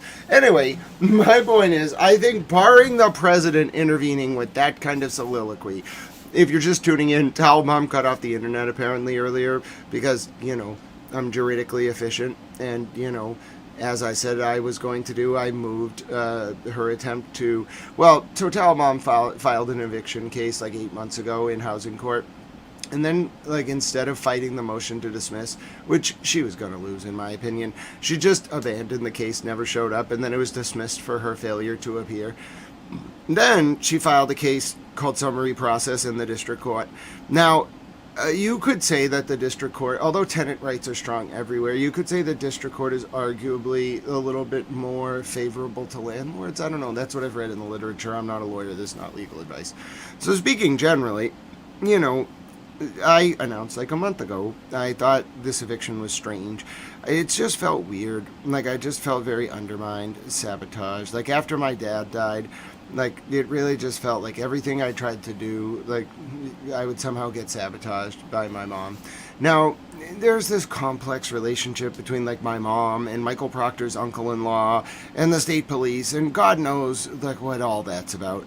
But anyway, my point is, so just procedurally and substantively, you know, as one is wont to do, I used, you know, the powers available to me under the Massachusetts general laws, and, you know, I filed the paperwork in the court today to, you know, remove that summary process case under Rule 4 of the summary process rules, which I think is MGL 185, Section 20, to be specific. Anyway, so I invoked that, which is not really a motion. It's actually a notice because it's by right. So the case, you know, got removed. The hearing was supposed to be next Thursday, the initial hearing in the district court. And, you know, procedurally, but I just, you know, was statutorily entitled to move it to the housing court. So I did so. And, you know, it got moved to the housing court. And, you know, I invoked my right to a trial by jury. And then, you know, I had to file the paperwork, filed it with the district court. And then the hearing next week got canceled. Then I had to serve it by hand, you know, on my mom. That's just how the rules work. You can't serve it by email without consent. So you have to serve it by hand. So, you know, I gave her the paperwork, and then 45 minutes later, as we started this stream, she turned the internet off. And you might be saying, well, how did you get around that? Well, I'm a genius, Tal. I just set up my own internet, you know, through him a phone. Anyway, hashtag, that was a strange situation. I just like that Mr. President Trump at that moment delivered that message. It was apropos. I know Mimi was mad. Mimi was gonna start some kind of world revolution. Thank God, Mimi and I found each other again. Mimi's energy keeps me going. Hashtag save the baby goat. I saw that the State Department approved a major sale of military equipment to the UAE and Israel. Inheritance Oh, tax. God bless you, Taliban Bunny. Hi, Kofi. We made it through. Did you know Kofi's a dog? Kofi, the man on the TV, is talking to you. I'm in a suit. Hashtag, hi, Kofi. Kofi's a dog. We have no death tax. Who really affects is the farmer, the small farmers, medium-sized farmers. They call land rich, cash poor. That beautiful land that's very valuable, but they don't make tremendous income. And they die, they leave it to their children. Their children goes out to the local banker, borrows money to pay the tax because the tax was 50% and more. And they end up losing their farm. In many cases, they love their life. They commit suicide. It's a crazy thing. They lose their whole life and they commit suicide. There's no more of that. So when you die, you leave your farm or your small business to your children. You have no estate tax. You have no death tax. I think that's a... So, yeah, I mean, I don't think we have to tax stuff twice. I think if we can't ward off centralization of wealth before someone creates a big estate, what are we doing? Taxing their estate, And, I have to think about it from the perspective of people who don't even have estates. We have to regulate it for everyone, not just to benefit people who have estates. But I still don't see the point of an estate tax. I don't think we have to call it the death tax. I think that's a little subversive. It's an estate tax. If the argument is we don't need to tax people twice, just make the argument. You don't need to call it a death tax. That goes back to Newt Gingrich and the Republican Revolution of 1994, the first midterms of Clinton's term, so 94, I want to say. Anyway, my point is, just as an aside, because strangely, it's ominously quiet, but it's also not the witching hour. It's coming up on the witching hour, though. Strangely, I'm very sympathetic and on board with Mr. President Trump's position on the estate tax. That does not mean, however, that I support like J.D. Rockefeller-style centralization of markets. You can't, do you know what J.D. Rockefeller did? He bought all the oil refineries in Cleveland in like 1870 or so, 1880 really though. And then he was kind of dastardly. He went to the railroads and like set up a kickback scheme basically, where he was like, listen, just charge me like 50% of the shipping rate. And railroads were their own monopoly. It's complicated. It was like acts of Congress, mineral rights. You have to finish the railroad within 10 years or you give up everything to the country, to the government. But if you do finish like 1,000 miles of track in 10 years, you get mineral rights under the railroad. It's very complicated. But J.D. Rockefeller goes to these like big railroad barons and he's like, listen, like the most reasonable thing for I think all of us to do. Hold on, I'm moving my very nice seat pad. I don't think I needed this. The most reasonable thing for all of us to do is if you give me a 50% discount on the shipping rates, I can undercut the mom and pop oil wells. To understand the market dynamics of the emergence of early oil, petroleum production and domestically in the United States, you got to understand a few things. One, first of all, oil wells were created in, I want to say like 1860, 1870, around there. What happened was there was this creek in Pennsylvania. I think it's called like Oil Creek or something.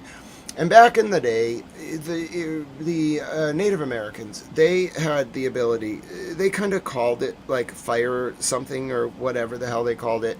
I don't know the name. And the lake, this like river just flowed with oil because there was like oil that bubbled up like naturally into the water. And they would kind of skim it. They didn't really know what to do with it. I want to say they used it for like some kind of heating maybe. I don't remember. But the point, more to the point, when like some guy, I forget why this guy did this. I used to know the exact history. Some guy in the 1880s was like, what if we like replaced whale blubber in our lamps with this stuff. I don't know what gave him the idea to light the damn thing on fire. It might have been like the name that the Native Americans gave to the river. He was just he was just a dude. I don't know what caused him to do this, but he did. So anyway, eventually, after this dude is like, what if we replace whale blubber with this strange substance on the top of the river in Pennsylvania? Other people were like, well, you know what? What if, this stuff is under the ground? So what if we just poked holes in the ground, in random places? And what if we just found this stuff? That would be great. Then we could make it into we could replace whale blubber on like the commercial scale and just sell this stuff as like a heating instrument. It would be great. Okay, well, that led to a very, very ingenuitive man, although he was not very smart because he didn't patent his invention, to invent the oil well. Now, a lot of you are going to say, well, the first commercial application of the oil well was in Canada. I know, but that's not where the oil well was invented. What you know as an oil well is not what oil wells were in like 1870. It was like some dude in his garage who was like, well, what if I invent a pump that I stick in the ground, and then, once you tap into the oil, it pumps the oil upwards. It's some like weird mechanic of physics. I'm not a scientist. I'm a towel. Anyway, so this man is going about getting this oil from the ground in Pennsylvania, and he does his thing, and he creates an oil well. Now, oil wells, on the whole, were not patented, so what people would do is, they would gather together. I know this is going to sound very radical. They would gather together in groups of like 10 or 20, and they would walk around America, and they would stick oil wells in the ground. Now, you may say that's a ridiculous way to go about settling populations. Well, yeah, I don't know what to tell you. It was the 1880s. So anyway, these people with their, like, jerry-rigged oil wells would stick them in the ground, and if you got lucky and hit oil, then all the people who chipped in to pay probably what was the equivalent today of like 20,000 US dollars to buy the oil well. And bro, once you stuck the oil well in the ground, the early oil wells, it wasn't coming out. You needed to like know what you were doing. And by know what you were doing, I mean you needed to walk around the earth until you stepped in it and it squished oil up. That was generally how early surveying for petroleum was done. So anyway, it's not like science really. We didn't have magnetometers and scanning under the earth and fracking. You just walked around, and if your foot squished and oil came up, that probably was a good place to, stick an oil well in the ground. So these 20 people would form a town. I know, it was called an independent oil town. They'd own their own post office. I know, it's incredible. They would own their own grocery store. I know, it's incredible. They would own their own, buildings. They would own all the commercial buildings. They would own the stores. They would own the houses. They owned everything. They were independent oil towns. Now, what you must understand is the distribution chain of petroleum products in the 1870s and 80s was mostly centered around grocery stores. You'd have, your wives who needed to go shopping for the family. So I don't know how they would get down to the store. I don't think they had motor cars back then. I think it was probably involving horses, horse-drawn carriages, some kind of donkey, a pony. I don't know. I'm not an expert in that. But anyway, they would go to the store and they'd have like a wicker barrel where they would buy all their supplies. And one of the supplies they would buy was whale blubber. Well, when petroleum came around, that replaced whale blubber. And so the housewives wouldn't need to buy whale blubber to light their lamps. There was no electricity in 1880. So anyway, they would buy the petroleum. It was not liquid petroleum. It was closer to like a whale blubber-esque product. Now you might be saying, Grant, I don't purchase whale blubber. Why were they lighting lamps with that? I don't really know. They liked harpooning whales. I don't have an explanation. It was a somewhat efficient form of lighting a cabin. Anyway, this oil thing was a lot more efficient, and you didn't have to go out on small boats and throw harpoons at whales.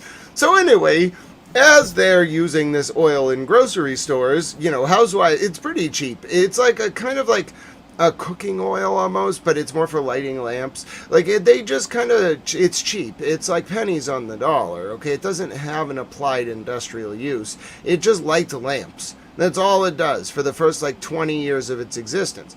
Well, I think like in Germany, Mercedes-Benz or something, someone invented the first motor car in like 1868, and then you had like the Industrial Revolution coupling with Henry Ford's. Like he didn't invent the what's it called, the industrial line there when you put things on a assembly line. He didn't invent that, but he adapted it for use in the American automotive industry, which in turn lowered the price of cars. They can have them one color, black. It was the cheapest color.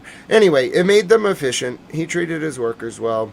A little bit of a bigot, but anyway, you know, that was the wide-scale adoption, but there were cars before that, and it quickly became obvious that this new petroleum product was going to be very useful for powering these motor cars. Okay, so let's bring it forward to 1882, roughly, when this very entrepreneurial former clerk for, I think, J.P. Morgan, who was really the Warburg's man in the United States, who in turn was the Rothschild's man in the U.S., just so we understand the different factions we're talking about here.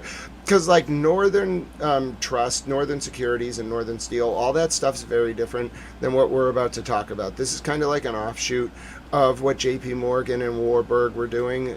Simultaneous to that, this clerk who used to work for J.P. Morgan, this guy J.D. Rockefeller, he goes up to Cleveland. He's an entrepreneurial young man, and he buys a couple oil refineries, and then he's like, you know what? Screw it. I'm going to buy all 26 oil refineries. Now, if you think about what an oil refinery is, it's someone who purchases product, oil that comes out of the ground, refines it into petroleum, and then distributes it through, you know, train cars in the 1880s for sale at grocery stores so people can buy their gas for their new automobiles. So what does J.P. Morgan, what does J.D. Rockefeller, this entrepreneurial oligarch, do? Well, he thinks to himself, you know what? I think it's a great idea if I, after buying all 26 refineries in Cleveland, proceed to go to the railroad companies and say, hey, charge me 50% of what you charge the independent oil towns to ship my oil for a whole year. And then once it ends, I'll pay you back. Not only will I pay you back, you can charge me 120% of the original rate. A little bit of a kickback. All right? So, what do you think happened? All of the oil towns, the independent oil towns, were driven out of business because they couldn't compete after J.D. Rockefeller was offered 50% discounts by the monopolistic railroad cartels, which were themselves governmentally endorsed. That's a whole other story. And out of that came the centralization of the American oil industry, which in turn became an octopus, a monstrosity upon the world that rained havoc down on the Middle East. We say it was the British. We know who it really was. It was Western petrochemical interests. They've been the guilty problem. They've been the guilty party. They've been the problem all along. So anyway, that is the history of early petroleum development in the United States. I hoped you learned something. Back to the President of the United States, who I'm not really sure if he could even tell that story, much less understand the implications of it. But my point is, to bring this back to the estate tax, I don't want to tax J.D. Rockefeller when he's got his estate put together. I want to prevent him from monopolizing and creating an oligopoly before the estate becomes a problem. That is, if you read Adam Smith's, the paragon of so-called like free market economics, if you read his analysis of the price of wheat in 1791, he says specifically that the interests of the manufacturers as a whole are the most dangerous, is paraphrasing, when considering setting regulatory policy for oversight of those very industries. Somehow our regulatory apparati forgot to read their Adam Smith. Sometimes I go to regulatory hearings and I read them Adam Smith, specifically that paragraph, just so they don't forget it. But yeah, you need to prevent centralization and the emergence of giant trusts and when I say a trust, I mean a centralized market vehicle that facilitates sort of market dominance at the expense of local companies and the American way of life and the work-life balance that you all deserve and the sacred nature of the American family and your time with your children. Vulture capital has destroyed America, and it was driven by the petrochemical industry, and no one's gonna tell me otherwise. It's a big deal. I think, to me, that's a big deal, right? Byron, that's a good one, right? Yeah, BlackRock's a good example. That's good. You know, you want Hello, Demo. to lead your way of life. You don't want to be forced to sell your farm. Sometimes you can't sell your farm for what they think it's worth, and you have nothing but trouble. What a problem it was. You don't have to worry about it anymore. We made interest on new car loans tax deductible, but only if you buy a car that's made in America. Otherwise, we couldn't care less. That's a big deal. So that you go out and you borrow money to buy a car, and you paid interest, you didn't get, now you get a deduction. That's like 40, 50%. It's like a phenomenal thing. You get 100% deduction on interest. So the interest payments that you make to the bank for the car loan, you're able to deduct that from income tax. Now, it has to be made in America. So go buy American cars or cars that are made in America. More we also within the last 28 minutes, more drone activity over Herbal. I am monitoring. I'm also waiting for the president to speak again. My name is Grant Smith Ellis. Thank you for listening to my rant. You get some education. You may not even realize it. All of a sudden you're learning and you're like, wait a minute. Do I now know the origin of petrochemical exploration and mining and extraction in Middle America before the age of the robber barons? Yes, you do. Hashtag shout out Eda Tarbell and Henry Demiris Lloyd and SS McClure and Lincoln Steffens for good measure and Upton Sinclair. I know my journalistic history. Created the brand new Trump accounts along with a really fantastic family, the Dell family. Have you used their computers recently? Susan and Michael Dell, they're amazing people. He put up $6.25 billion. A lot of people said, I'm going to match him on 150, but even the 250 is a lot. Think of it. He was the first one. He bought $6.25 billion of these accounts for children all over the country. And it was just announced this morning that it's setting records so that, when you're beautiful, we have an automatic $1,000 contribution for every newborn child. And White House pool report, 7:26 p.m. White House travel report 7. Land at Palm Beach International. Air Force One took off from Ocala International at 6:29. Air Force One landed at Palm Beach International at 7:07. POTUS went down the stairs around 7:20. He didn't talk to reporters, so he was on the ground 22 minutes ago. But he indicated he might say something later this evening at his next event. He entered his armored limousine. There were no visitors to the back of the plane. Fox News special report with Brett Baer could be seen playing in the staff cabin during the flight. The channel stayed on Fox News. POTUS is en route to make remarks at an event near Palm Beach. Remarks will be covered by the pool. Motorcade was rolling at 7:25 p.m. Annie Linsky with the Wall Street Journal filed at 7:26 p.m. on Friday, May 1st, 2026. That's your latest pool report. How am I doing? I'm a towel. It allows everyone to contribute to a tax-free savings account for your grandchildren. A lot of people are buying it for their grandchildren to benefit them, so that after they turn 18, they could have $100,000, $125,000, $150,000, depending on what goes on, and they can be sort of rich.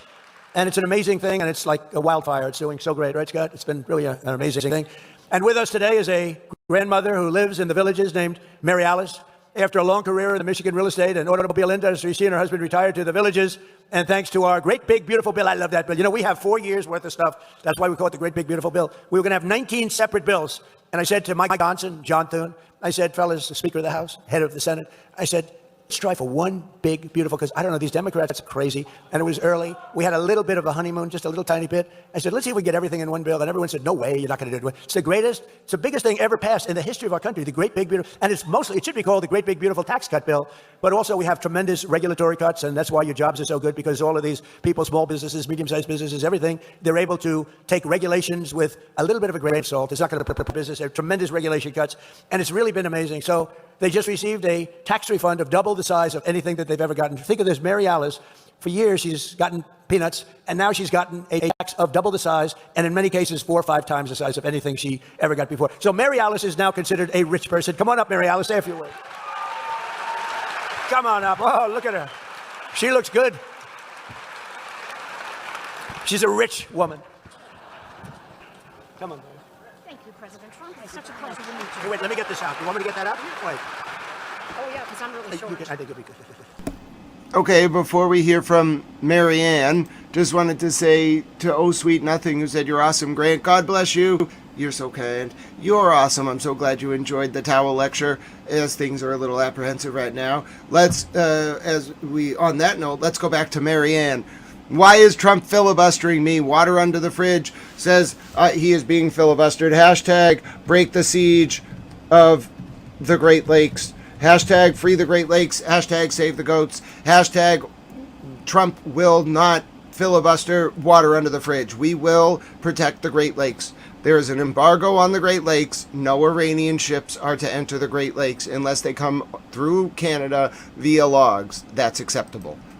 Hi, everybody. First of all, I would like to thank President Trump for everything he's done. Oh, Standing Stones. God bless you, my friend. Standing Stone says, save the goats, save the goats. And God bless you, Standing Stones. You are incredible and wonderful in every way. And also, you are an amazing painter. And it is such an honor to call you a friend. Oh, God bless you, Standing Stones. I'm so glad you're with us this evening. You're a super towel. Hashtag save the penguins and the goats and the Standing Stones. You're all so wonderful. Thank you so much, Standing Stones. I'm so grateful. Your energy is just so wonderful. All of you are so wonderful. I'm happy you're here with me tonight. My name is Grant Smith Ellis. For all of us. Okay, Marianne, take it away. The big, beautiful bill helped my husband and I so much this year. We were so shocked when we picked up our tax return and the accountant told us how much money we were getting back. We were just thrilled. It was double what we thought we would get. We ended up using some of that money to pay for a new roof. Now, we all know we live in Florida and we all need roofs. So we were able to use some of that money for the new roof. We do need and roofs. We're thrilled. Roofs are able to do very that. We didn't important. deplete our savings account. What would we do without roofs? Oh, no, I don't know. Oh, goodness. And this is all oh, you're because wonderful, of Mimi. no tax on Social God bless Security. you. And, we live on a income that's fixed. I And know, so we I have know. to be careful how we spend our money. And thanks to President That Trump part I agree with. and his administration, But we the were roof able thing, I mean, to live a great life here I in don't Florida. know. So thank you, everyone. Hashtag roofs are not real. The roofs are fake. Ladies and gentlemen, that woman is sending us code. The roofs are That's fake. better than I can do. I'll tell you right now. No, it's a great story. The roofs are Thank you, Mary fake. Alice. You're really something special. Thank you. Congratulations. But never forget, every single Democrat in Congress voted against no tax on Social Security. They voted against it, every single one. We didn't get one vote positive because they're just like a sick unit of people. Just like the State of the Union speech. I introduced people, the mother of somebody who was slaughtered by an illegal immigrant that came in. Oh, Shep, no, I absolutely agree that hurricane damage, especially in Florida with the winds, is crucial. But I think she just got a little nervous. And I'm not being overly critical. It's an important message. It really is. But when you say we all need roofs without explaining, obviously, Shep, you got it. And I'd like you up there explaining it. But people don't hear there's hurricane damage in Florida when you say it that way. I mean, you and I obviously got what she was saying. They hear roofs are important, which of course they are, but you gotta say like what was going on. She did eventually, but the statement in and of itself, it's just an odd soundbite. But overall, it's hard to speak in front of a national audience. So 7 out of 10. She did a good job, but she just should have explained what I think you and I are both implicitly understanding, Shep, which was that it's important because Florida is susceptible to high wind damage, and it's really hard to get insurance companies to step up sometimes, even when they are supposed to cover hurricane damage. But, yep, on point, Shep, as always. They're slaughtered so horribly, and please stand up. And the mother stands up. She's beside herself. The Democrats are sitting here. They didn't move. They're just sitting here. No, they're sitting here long fast. Fires to 100%. The Republicans are going crazy. They're screaming, and they love the woman that they wouldn't clap, or the helicopter pilots that did so well in Venezuela, a great, incredible military achievement. And he was shot in the legs, bringing down a lot of men in the helicopters, a big Chinook. Then he was shot in the legs, and you operate those things with the legs more than anything else. And he was very badly hit, hard in the legs, and he brought. The Villages is a retirement community in Florida where Mr. President Trump has a lot of supporters. That helicopter down, and then he says, his next event, where he has just told the pool he may make remarks, I don't know what that means, as bombs are falling in various places, at his next event. take over because I'm going to be back. Well, Silent Dogs, can we talk a little bit about the Turkish banking system? Would you mind if we talked about banking in Turkey?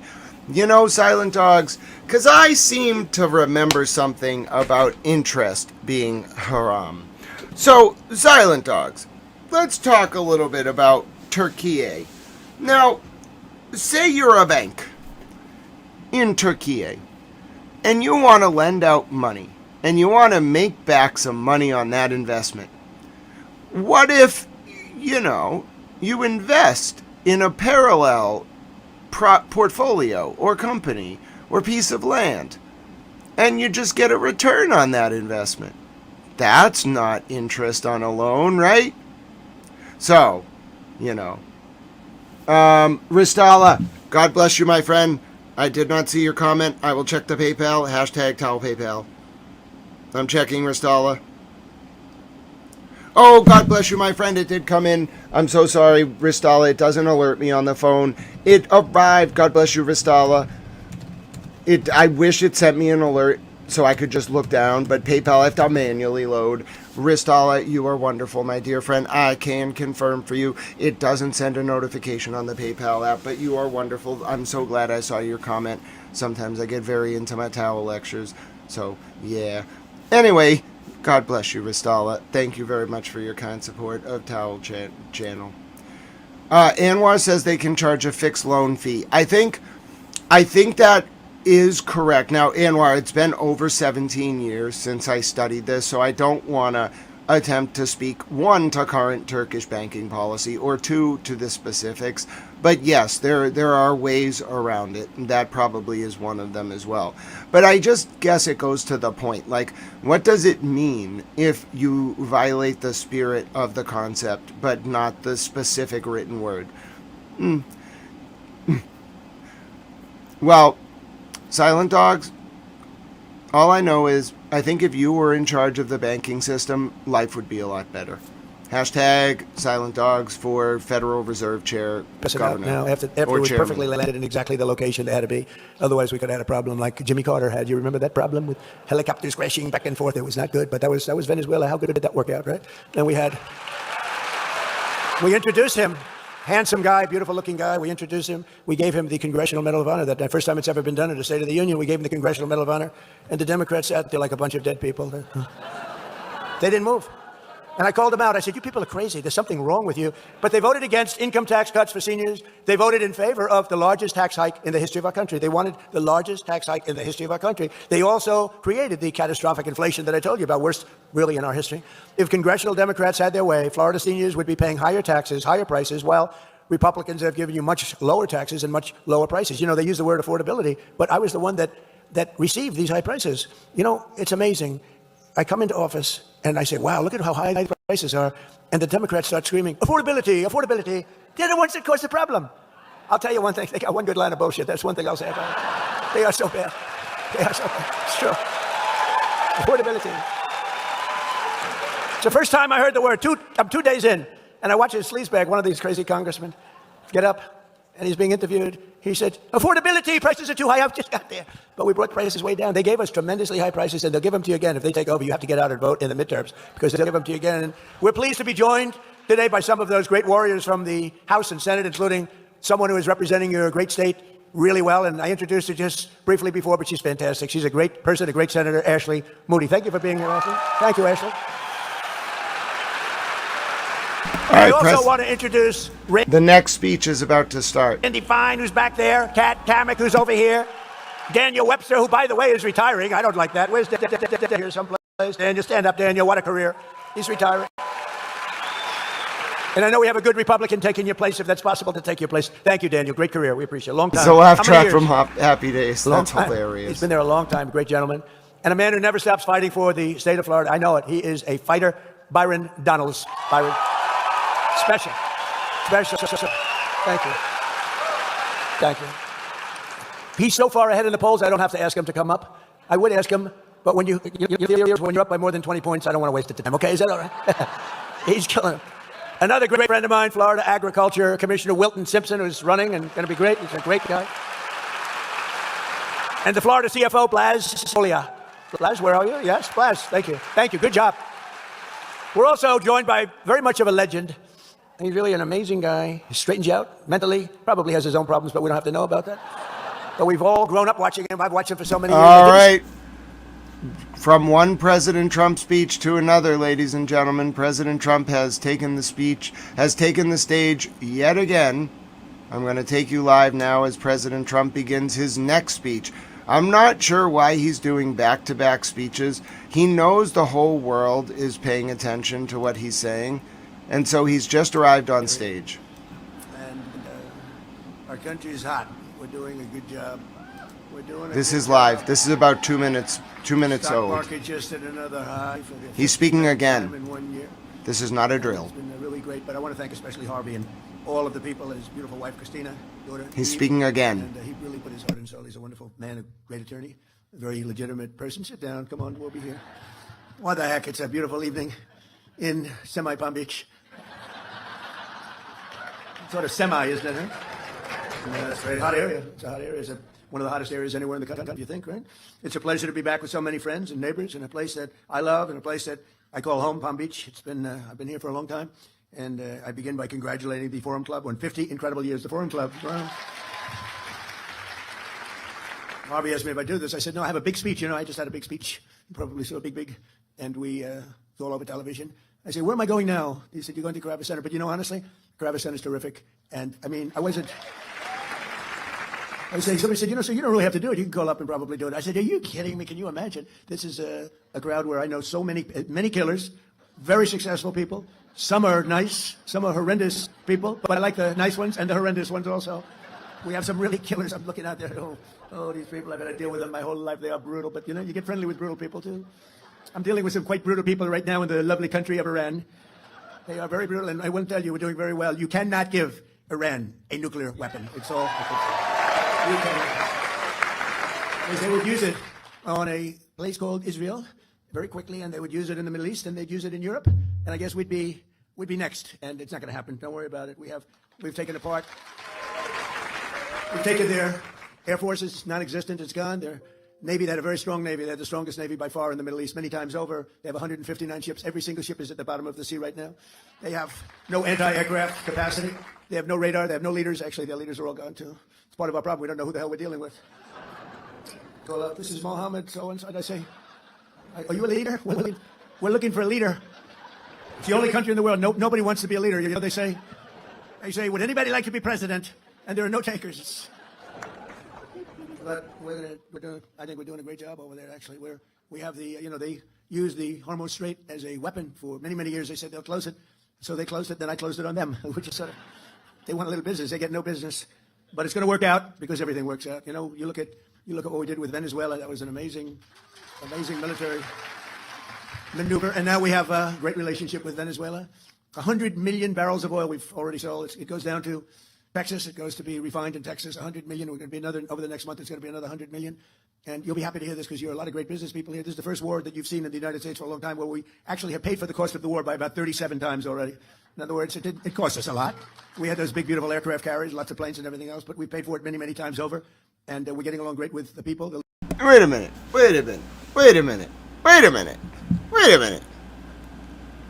What is 25 billion, which is what the Joint Chief or the Chairman of the Joint Chiefs said the war costs, or General Kane? What is 25 billion multiplied by 27? 675 billion? Excuse me. Mr. President says we've made $675 billion during the war. Excuse me? $675 billion. Excuse me. The leaders of the country, and we're working with them very closely, and they're relying on us totally, and the relationship is very good, and they're doing more business now than they've done in 15 years probably, and we have the oil companies all moving in. The big American oil companies are all moving in. It's really been amazing. And then I said, well, now we can take a little pause. We ended up doing you all know, you people that probably see the stock market more than almost anybody in the world. There's no group in the world that's more stock market oriented than the people in front of me. Many of you are responsible for some of those successful stocks. But the stock market hit today an all-time high again. It hit one yesterday, hit one the day before. what they call a military operation. You know, they don't like the word war, and they call it a military operation because that way you don't have a war, you don't have legal problems. But you ever hear a situation where we're knocking the hell out of somebody and we have a Congress, please, you've only got 3 days left. We spent 19 years in Vietnam. We spent 12 years in Iraq. We spent 7 years in another place, 2 years in another one, 7 years in another one. We had another one for 14 years, and we're in there for 6 weeks. What's taking so long? Now, we could leave right now. Right now, if we left right now, it would take them 20 years, 25 years to rebuild the place. But we're not doing it because we have to do it totally right. We don't want to have somebody coming back in 5 years and you have an incompetent president, which we just went through 4 years of a very terrible situation, very incompetent. But this should have been done long before I got off. Is he saying that we're still bombing them? Wait, what? So we had to do it. The crazy thing is I had all my financial people, Scott, you know, Howard, you know, all of the different people. And we're celebrating the success because we had the highest stock market. We broke 50,000 on the Dow. Nobody thought it was possible. They said maybe at the end of the fourth year, but probably in 6 years, 5 years, but not during this term. It's too much.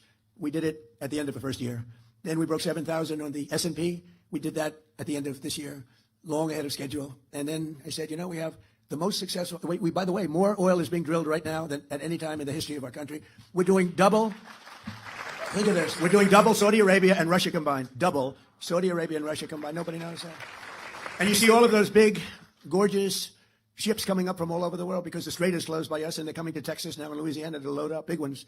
2 million barrels of oil, the big ones, those are the big ones. And they're all heading up, and you see the line, they call it the conga line. I don't know what that's supposed to represent, but you see those graphs, it's made from Space Force, you know. We were responsible for Space Force. We needed Space Force. We were being killed in space by China, by Russia. In my first term, I created Space Force. First time in 79 years that we did a new division, a new grouping, because you had the Marines, the Army, Navy, the Marines. We had the Coast Guard. We have all of the different branches of government, the Air Force.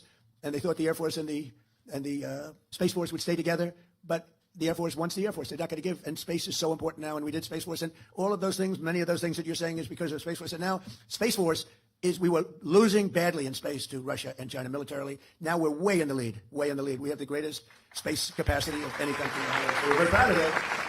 We need it. We need it for protection because it's a nasty world out there. We need it for protection. So we're very proud of Space Force. But they, among other things, they give you beautiful satellite pictures of what's happening in the world. And when you look at the Hormuz Strait and you see all of those ships, all of those people and ships that they want to get out or they want to get in, they're all over the place. They're like little ants, right? They look like a little anthill. And hundreds and hundreds of ships. And we have a navy that is unbelievable. We put up, it's a blockade. It's a blockade.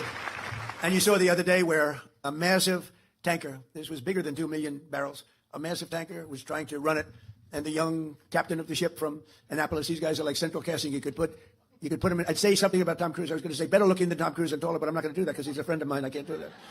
But they're like central casting. You could move him to Hollywood right now. They'd be movie stars. But you saw him saying, we have guns trained on your ship. Turn. He says that central casting line every speech. Does he realize all the leaders of all the countries have to stay up and watch this? Your ship around. Turn. And this is loudspeakers that go over the ocean, and they hear them from 2 miles away. Turn your ship around. Turn your ship around. And all of a sudden, yes, we are going back to Iran. We are going back. They turn it around. It takes 10 miles to turn the sucker.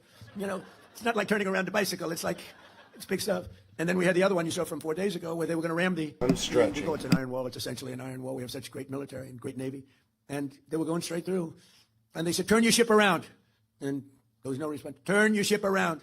Evacuate your engine room immediately. And you see all these guys running out of there. Now, they're 5 miles away, and one shot into the engine room, blew up the engine room. The ship stopped. They used tugboats, and then we landed on top of it. On top of everything else, we then landed on top of it, and we took over the ship. We took over the cargo, took over the oil. It's a very profitable business. Who would have thought we were... All right, we're like live now. This is live Sort of now. like pirates. But we're not playing games because, you know, for 47 years, Iran has been pushing everybody around. They're the bully of the Middle East. They've been scaring everybody. Did he just say that America is like pirates? And there was no response. Turn your ship around. Evacuate your engine room immediately. And you see all these guys running out of there. Now, they're 5 miles away, and one shot into the engine room, blew up the engine room. The ship stopped. They used tugboats, and then we landed on top of it. On top of everything else, we then landed on top of it, and we took over the ship. We took over the cargo, took over the oil. It's a very profitable business. Who would have thought we were doing that? We're like pirates. We're sort of like pirates. But we're not playing games because, you know, for 47 years, Iran has been... Did he just... They're the bully of the Middle East. They've been... Excuse me. Did he just declare America to be engaging in piracy? We're pirates? All right. That's it. All right. Alright. Give me pirate music. Alright. I don't even know what pirate music is. What the hell is pirate music? Alright, just give me something that sounds like some kind of pirate music. Alright, we are pirates now. Yeehaw. Wait, that's not what pirates say. Oh no. Alright, I need some kind of pirate music. Okay, let's do it. Okay, this is an ode to... Okay, this is an ode to the fact that we're all pirates now.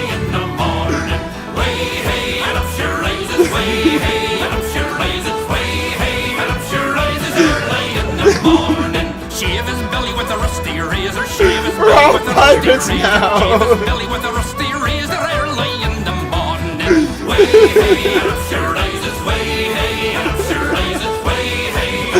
We're pirates. All right, screw it. I've always wanted to be a pirate.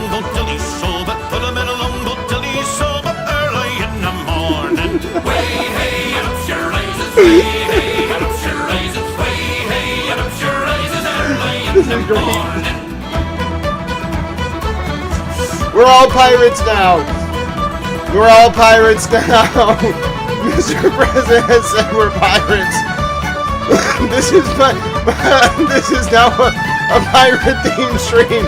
We're all pirates. He declared us pirates. Let's go. We're all. Mr. President said we're pirates. Yep, I'm a pirate now. Yar, mateys. I've always wanted to be a pirate.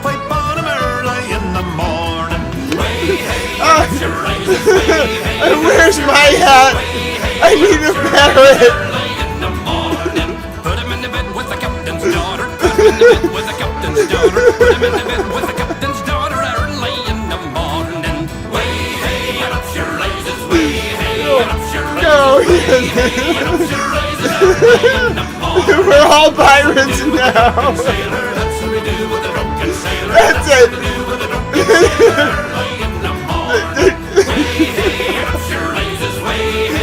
The natural conclusion of the war is America are pirates now. We're all pirates. Drop the flags. Raise the pirate flags. That's it. America, we were the pirates all along.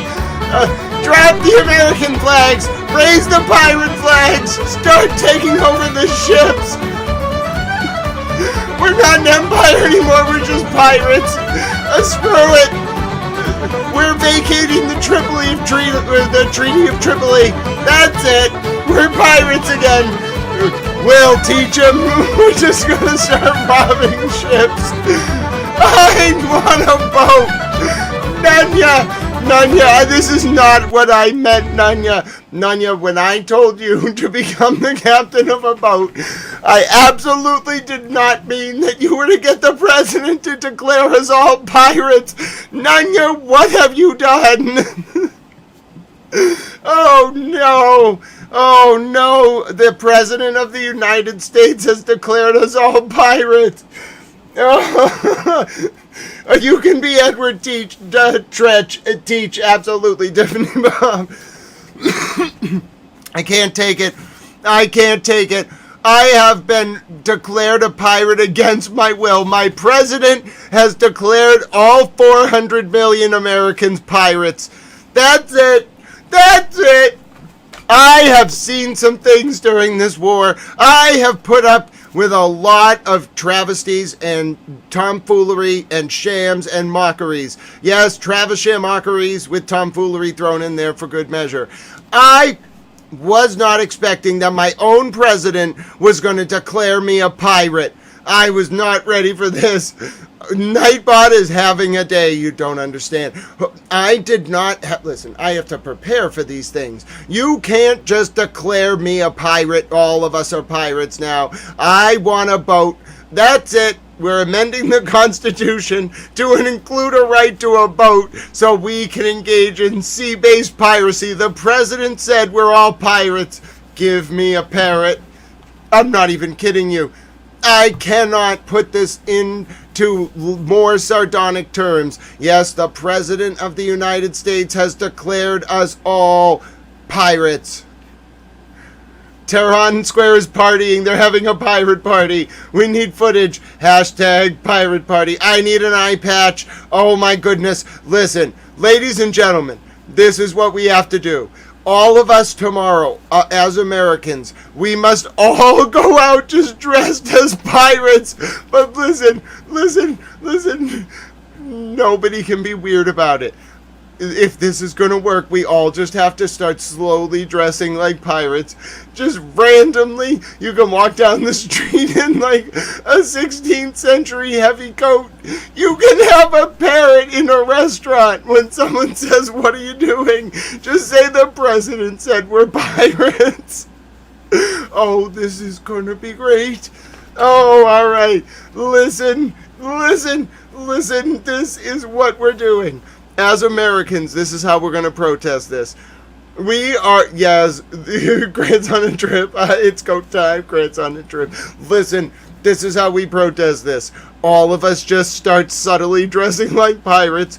Don't do interviews with the news. If somebody from the news comes up to you and says, "Why are you dressed like a pirate?" be like, "Bro, what are you talking about?" Look at them like they're crazy. Christina Rex would be so baffled if you were dressed like a pirate and she came up to you and was like, "Why are you dressed like a pirate?" And you were like, "Ma'am, are you okay?" Oh, this is going to be great. Oh, all right. Listen, the Iranians have broken towel. Hezbollah has broken towel. Mr. President has taken his turn up to bat. He's done it. He's officially broken towel. Oh, goodness. I was not ready for this. Listen, I have identified as a towel for a long time, and a lot of people would say, "Sir, you're not actually an anthropomorphic towel." I have come to terms with that. Okay, because my president did not actually declare us all towels. He's just declared 400 million of us pirates. He was proud. So therefore, we have to lower the American flags now. This is the order. We have to raise the pirate flags. All of us need boats, and we should go out on the open seas and start seizing boats. That's what I've taken from this.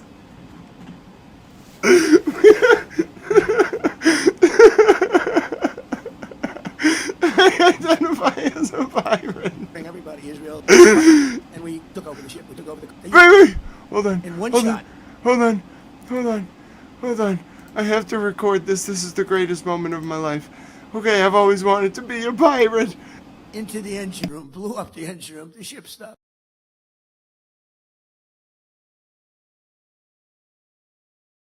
Okay, my name is Grant Smith Ellis, and I'm very seriously reporting to you that the President of the United States, just now, broadcast on Towel News Live, youtube.com/Grant Smith Ellis, has declared that America and the citizens of America and the military of America are pirates.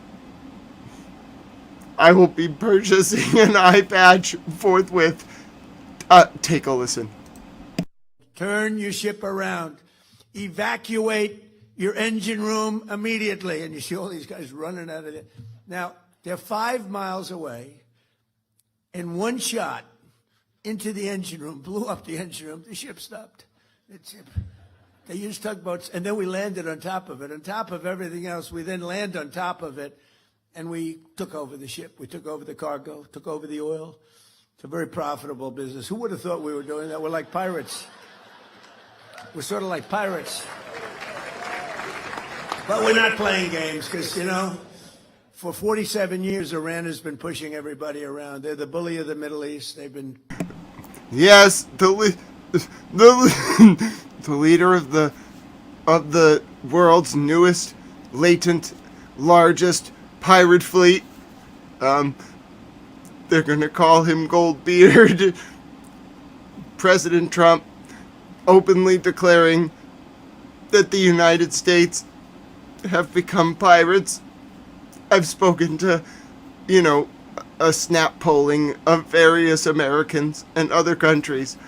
They report to me that they are welcoming this latent pirate-based identity. They would like the world to know that they're going to start wearing eye patches and 17th century heavy coats. They all feel the Constitution needs to be amended such that we are entitled to have a boat each.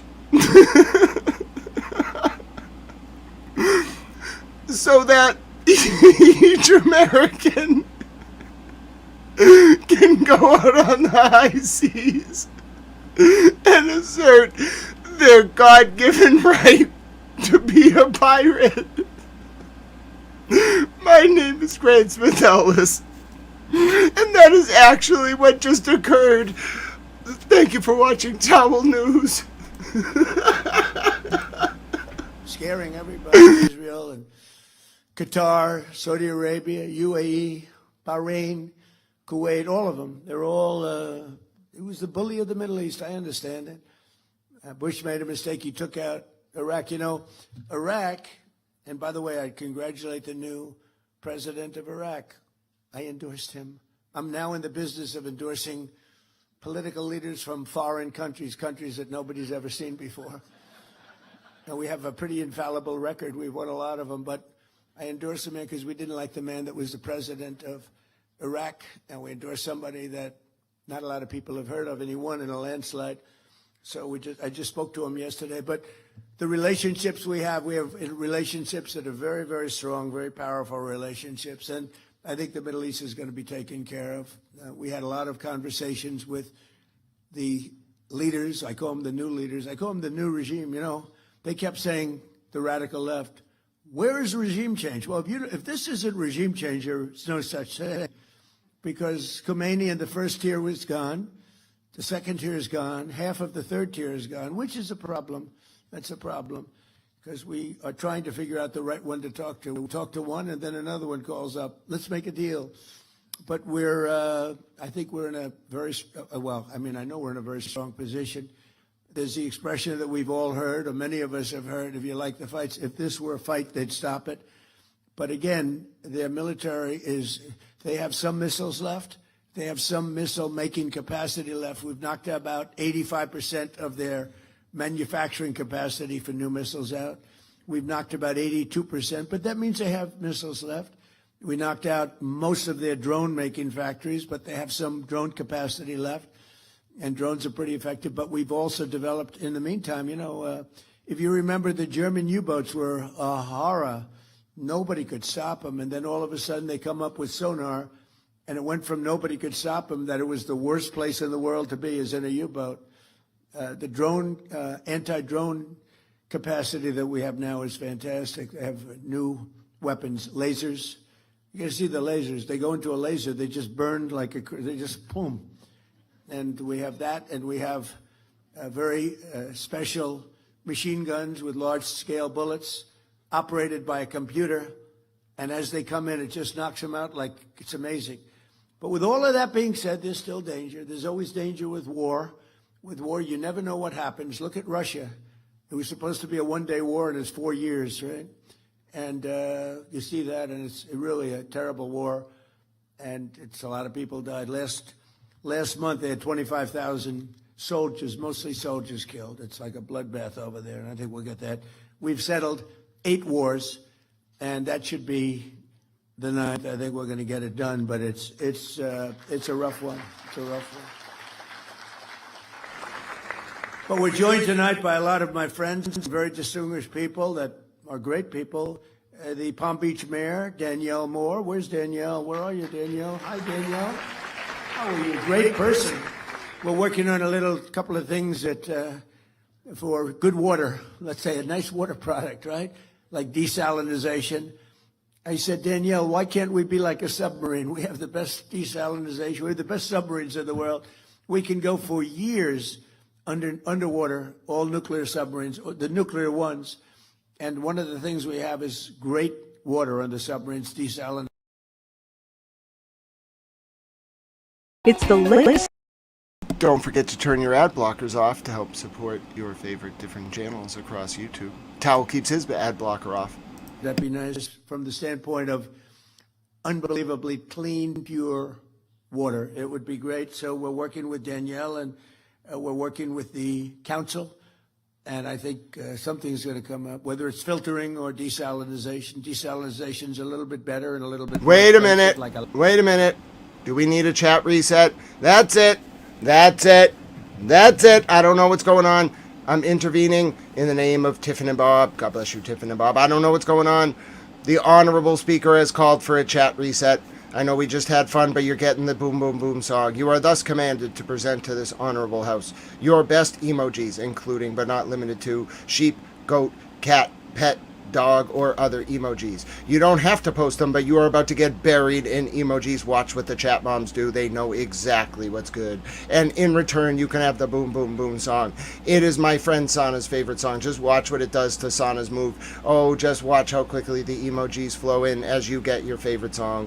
Everybody loves the boom, boom, boom song. If you don't, boom, boom, boom song. If you don't love this song, did you really grow up in the late 1990s and early 2000s? If you don't like the Venga Boys, you have to check in on your heart. You have to say, am I actually alive? Grant, and you might also be saying, Grant, are you stalling till you find the song? Yes, here it is.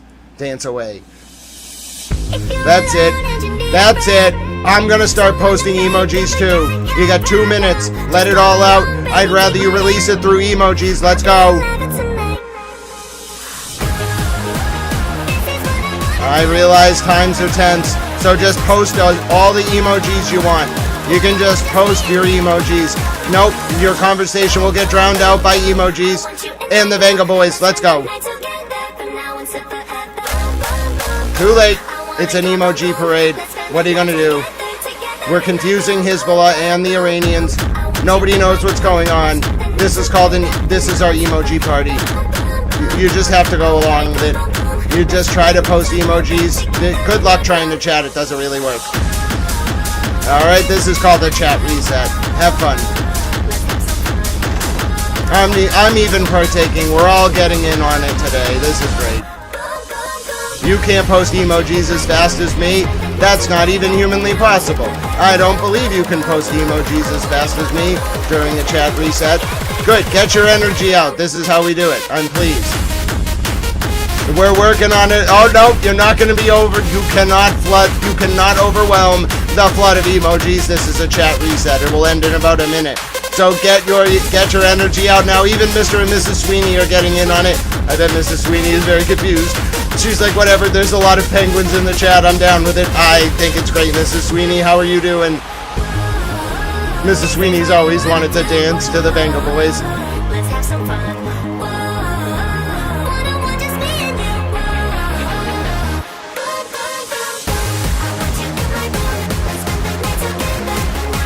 It's okay, Penny, we'll dance for you.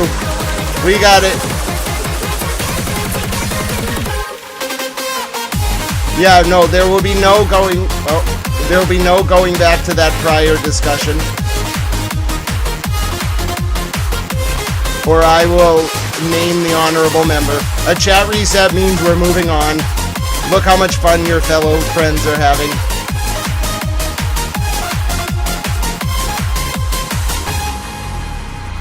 Good job, everyone. That was a great 2-minute chat reset. You know, you did a great job. Good job. Nope. Shep, don't make me do it. Shep, don't make me do it. I'll give Towel Bunny Mom the pleasure. Don't make us do it. We had a wonderful chat reset. Towel Mom Bunny is watching.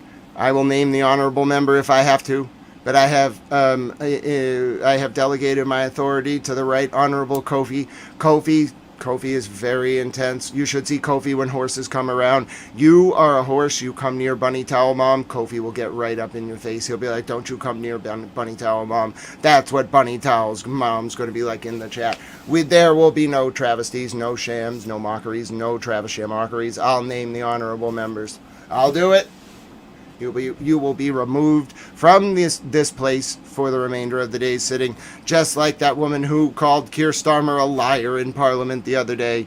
It's okay, Shep. I understand. We're still going to move forward. It's just a way of kind of moving forward. It's the best way to have parliamentary debate. I just have to move us forward. I'm kind of like Lindsay Hoyle in the UK, except I don't have any power. I'm just a towel. And a pirate, apparently. Speaking of that, let's go back to the president. But You know, anything used by the Navy is the most expensive. But think of it, they can go forever in a submarine. A nuclear submarine can guide for, at just about top speed, for 35 years without refueling. Can you believe it? Going at a very fast, the greatest submarines anywhere in the world, nobody close. We're 15 years ahead of any other. We have the greatest military in the world. I rebuilt it. I rebuilt the military in my first term, and I didn't know I'd be using it this much in my second term, but certain things have to be done. It was sad when in Afghanistan. Thank you for all being so compassionate and kind to each other. Thank you for all your emojis. That was great. You know, I'm still sort of coming to terms with my newfound, pirate sort of status. I didn't expect to become a pirate tonight. I didn't know that was going to happen. So thank you all. You're very kind and compassionate. My name's Grant Smith Ellis. It's good to see you. It should have never happened. Getting out, we wanted to get out. We were going to get out easily. We would have won. We would have won and then gotten out. We would have gotten out with great pride. But we left some of the military. But it was really just a small percent. It sounds like a lot, and it is a lot, but it was 2% of what we built up. We built a great military. But our submarines can go by nuclear power. Think of that. They can go for many years without stopping. They have water capacity, Danielle, unlimited water capacity. The one thing they don't have, you know what it is? Food. They have to come up every 90 days for food. The only thing we can't figure out is food.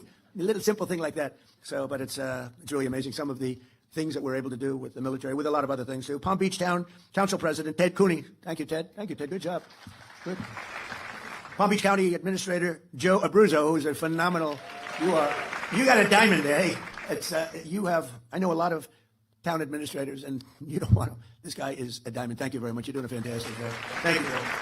A friend of mine, even though he's a Democrat, sort of a Democrat. I don't know if he's a Democrat, but he goes as I'll tell you one thing, he's a great sheriff, and he's a popular guy. Sheriff Rick Bradshaw. So I shouldn't tell you this. I told this to Rick, and I know how tough he is, and also I figured this might happen, but I voted for Rick. He's a Democrat. This could be the end of my presidential career. I voted for him, and one of the reasons I voted for him was he's great. The other was that I was afraid he'd check my vote. And you know what? I think he did, because there was a story in one of the papers that, I don't know, I did some filing, and they actually checked my vote, and I voted for Rick. So that's pretty good, right? All right, I'm in trouble with the Republican Party, but they'll understand. I'll figure that one out. Great job. Great job, Rick. Really. Candidate for mayor of West Palm Beach, Christina Lambert. Christina, wherever you are. Good luck. Good luck. And former Florida CFO, Jeff Atwater. Jeff, thank you. We have a friend of mine for a long time, Pepe Van Hool. He has a monopoly on the sugar market. I don't know if that's good or bad. Pepe. I think it's good. It sounds good to me. He has a monopoly on sugar throughout the world. He's also one of the largest property owners, maybe the largest in all of Florida. And Pepe Jr., who is just like the father, looks like him, sounds like him. He might even be more vicious if that's possible. But they're both here. Pepe Van Hool, where are you, Pepe? And Pepe Jr., good. They are great people. And he's been a supporter of mine from the beginning, right? Almost before I ran, he said, if you run for president, you're going to win. Before I even announced. It was sort of crazy. He's been there from the beginning. Thank you very much. We appreciate the friendship. Great guy. I actually did tell Coca-Cola, why aren't you using real sugar? And they said, well, we have, the aspartame, whatever it is. I said, no, in other countries, believe it or not, Mexico, who does not like me after the change of the name to the Gulf of America. The president called me up, this is 6 months ago. We have 92% of the waterfront.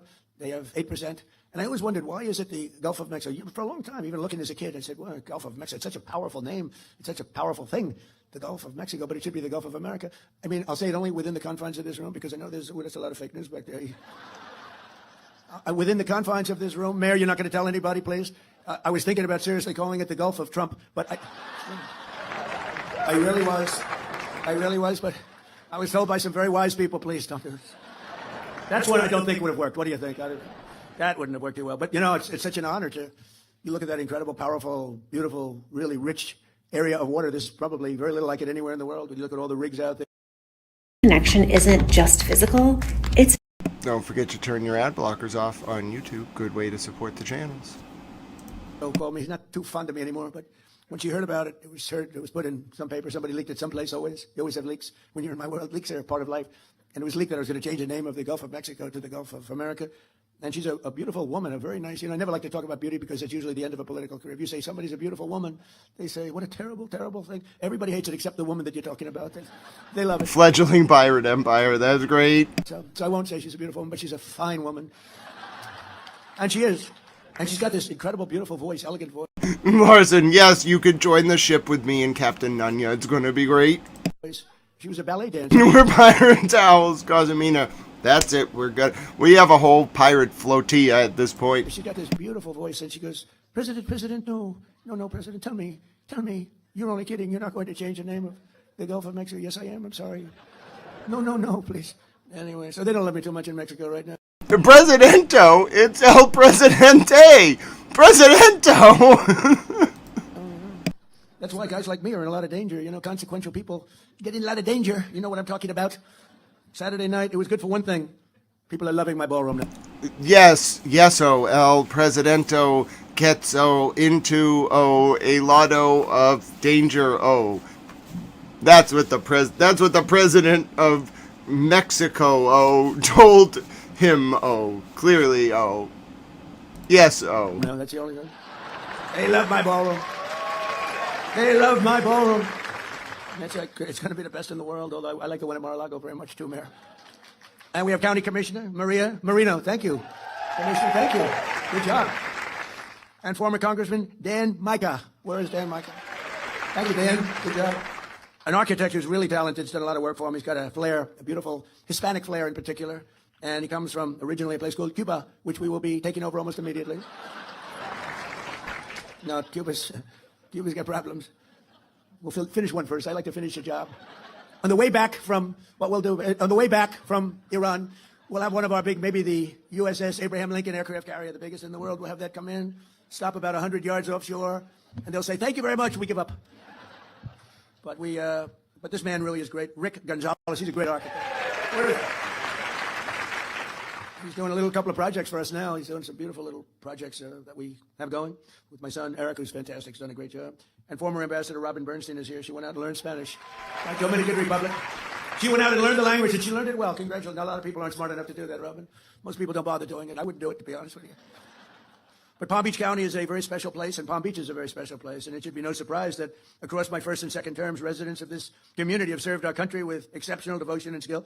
I'll meet people, I didn't know them, but I'll meet people at the club, or I'll meet people in Palm I will check, Tiffany Bob. If it's in the database, you know I will. Beach or West Palm Beach. I love West Palm Beach. It's one of the really great stories is West Palm Beach. Palm Beach has been incredible. It's never been run better. We appreciate it. West Palm Beach is really hot. It's coming along so fast and so good. It's all over, one of the hottest. And I'm so honored with what's happened with Joe and with Meg. Where's Meg? Are you right? Stand up, please. Meg she's fantastic. But I do want it's not in the database. Damn. We had such a bipartisan vote, if you can believe it. I'm not used to that, When you have Democrats voting, but with a name change on the Southern Boulevard and the airport, and I can only tell you we will work to deserve that name, and we love you guys, and we're working with you in Washington and a lot of different things. And Wait, I might have a cover. We'll see.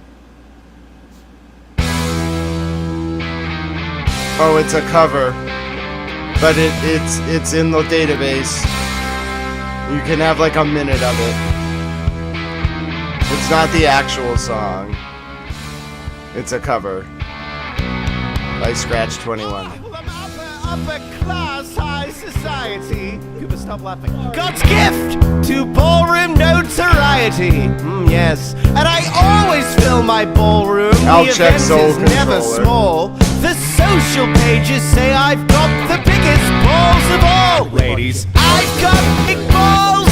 I've got big balls, and they're such big balls, and they're dirty big balls. And he's got big balls, and she's got big balls, but we've got the biggest balls of them all. Now my balls are always bouncing, and my ballroom always full, and everybody comes and comes again. Woo! If your name is on the guest list, no one can take you higher. No, everybody says I've got great balls of fire. I've got big balls, so I've got big balls, and they're such big balls, and they're dirty big balls, and he's got big balls, and she's got big balls, but we've got the biggest balls of them all. Now some balls are held for charity, and some for fancy dress, but when they're held for pleasure, they're the balls that I like. My balls are always bouncing to the left and to the right. It's my belief that my big balls should be held every night. Yes, we've got big balls. We've got big balls. We've got big balls. Daddy, your former ambassador, Woody Johnson. He's a great guy, and you were a great ambassador. We appreciate it. The current director of the Federal Housing Fund has taken the Fannie Mae, Freddie Mac, Fannie Mae,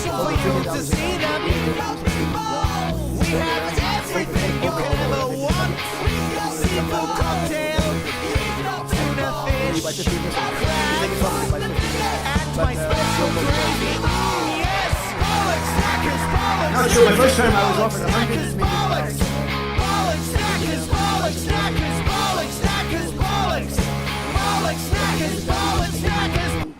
That was great. Insurance, right? I didn't want to be a schmuck. I didn't want to have What?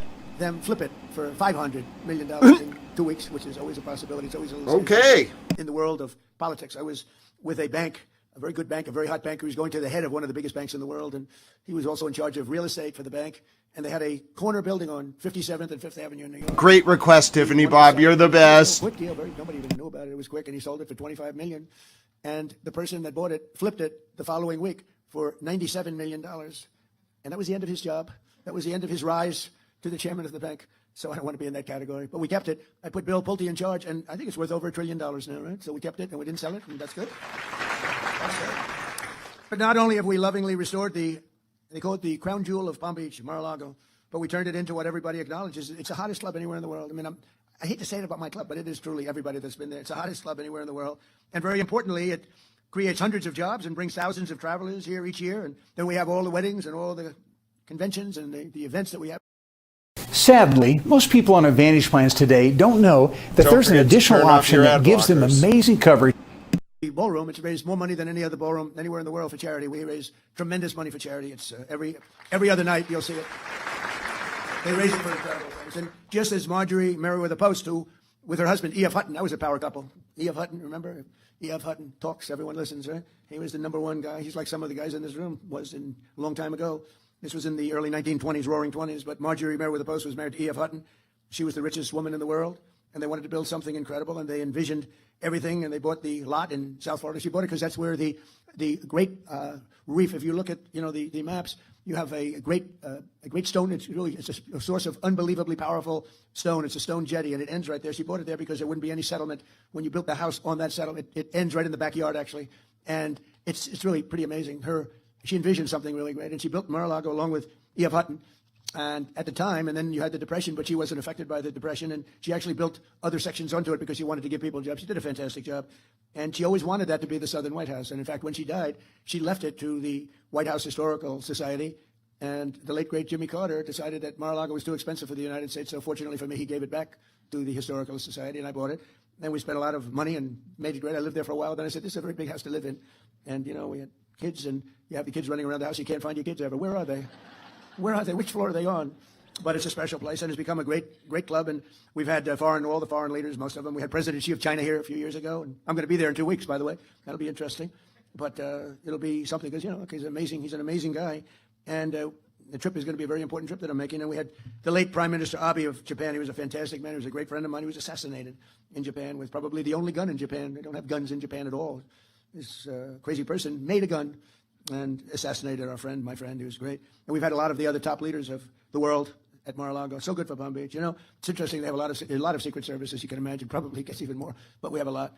And I have friends that are very rich, very powerful, and they don't complain. They sort of love it because the president is in your community, not me. It's the president of the United States is in your community, and they're so proud of it. I mean, people that are in this room that are very, very substantial, as big as it gets on Wall Street. And they have houses that are beautiful, and they have to go around. They have to go to one bridge or another. Mimi, when we fall behind, I play it at 1.5x speed. It's actually more tolerable. I agree. But he does sound like a chipmunk. Like pinatas by the Secret Service. Get the hell out of here. These are people that never get spoken to. The Secret Service, these guys, they don't have a lot of expression. They do a very good job. And the head of one of the biggest... He's about to announce that we're taking control of Cuba. Banks, the biggest bank comes in. Sir, move out. What? Move out right now. Come on, let's go. He said nobody's ever spoken. We're taking control. President Trump is about to announce that we are taking control of Cuba immediately. They don't mind. They're honored to have the president, whether it's me or anybody, they're honored to have the president in their community. So it's great. And it also gives you a lot of additional... I didn't know we needed Cuba. ...security. You get a lot of freak security. Mayor, I have not, Larson. I bet that would be intense. You probably have the safest community in the history of the world. Do you want to know the truth? Nobody's coming into Palm Beach to do any robberies, okay? In addition to a really great police group that you have, they work very closely, and the firemen and policemen. And we have the ball over, the policemen and firemen's ball, and I think it's become the hottest ball over with John Scarpa and all the people, Tim, all of the people that do it. I think it's the hottest ball, but it's an honor to work with the police. I also based my campaign here on election night in 2024. We had a great victory party just across the street in the convention center, and Hashtag the pirates have taken control of Cuba, or at least Mr. President's going to say immediately, whatever the hell that means. I thought we were going after Iran. So we're just giving up. We're leaving Israel to fight Iran, and we're going to take Cuba. What is he, Teddy Roosevelt? Is he going to personally charge up San Juan Hill? Ready the horses. 902, and they said, hello, James. Donald Trump will be the next president of the United States of America. It was very cool, actually, I thought. And it was right across the street. It was right across the street, and then we had some crowd. Joe, you could use a little bit larger convention center, whatever you can do. Get that thing. I know you are. If you're working on it, it gets done. And so it was from Mar-a-Lago. We were there, and then we came over here, and we had a tremendous crowd. And we celebrated a tremendous thing. And our country now is just amazing. And we were laughed at and mocked. For 4 years, we were mocked. We were laughed at as being a stupid country. And now we're... Oh, I agree, Larson. I just didn't know we were going to take the island. I thought we were going to, regime change, traditional, more like give the people aid, let them overthrow the government. We got to listen to what he says. With great respect, like we haven't been thought of for many, many decades. I want to thank the entire Palm Beach community for the extraordinary support that you've shown me and my family over the years, and I especially want to express my profound gratitude to the recent renamings. I want to just tell you that we have a lot of things in store. I know that a lot of tremendous elements are going to be added to the airport, making it bigger and better, and it's really going to be, I don't think there'll be anything as good as your airport will be anywhere in the country, anywhere in the world. So that's the way I feel, and it's very important. In Washington, they say, sir, which airport would you like most to fix up? I said, how about Palm Beach? So you'll be all very happy. And, it's right now, I own Doral, and right now we have a tournament. I'm so busy. And we have the big Cadillac Championship going on, all the great players, the PGA Tour. And they're there, and yesterday somebody came up, said, sir, the tournament is great. I said, what tournament are you talking about? I'm so busy with the Iranians trying to make a good deal, and we're not going to let that happen. But they've got to make a bad deal. But if they make a deal at all, because frankly, maybe we're better off not making a deal at all. Do you want to know the truth? Because we can't let this thing go on. It's been going on too long. But under the leadership of Secretary of State Marco Rubio, person from Florida, right? We're working hard to bring the 2035 World Expo to Miami, to Florida, and we'll support the jobs. It'll be bringing hundreds of millions of dollars. And it looks like we've got a real good shot. I brought the Olympics here in my first term. I was the one that got the Olympics, and I got the World Cup, both of them. And then the election was rigged. You see that now? How about the Southern Law, Poverty, whatever the hell they call it, where they supported the Ku Klux Klan and all sorts of other things, only to fight the Ku Klux Klan politically. We are fighting the Ku Klux Klan. They're the ones that are supporting it, giving it hundreds of, and many others, some even worse if that's possible.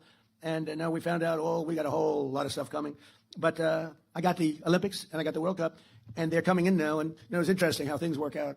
Because I missed my second term the traditional way, right? It was very sad, and I had to make a decision what to do. And I said, when I got the Olympics, I said, boy, it's really sad because I got it. Nobody else, I got it. And I was dealing with those guys politically, and they said, sir, we're going to choose the United States of America. I said, wow, that's great. It was the Olympics and the World Cup. Johnny Infantino, who's the head of it, he's a friend of mine. I said, Johnny, you got to give us the World Cup. And he gave it to us. The problem was it wasn't in the next 4 years. It was in 6 years and 7 years, so I wouldn't be president. I said, I got the Olympics, I got the World Cup, and I won't be president. And then all of a sudden I realized I am going to be president during the Olympics and the World Cup. It's amazing. And, it's very interesting, though. I tried taking the third because we also have the 250th year. This is a great term when you think about it, with all the things we've done.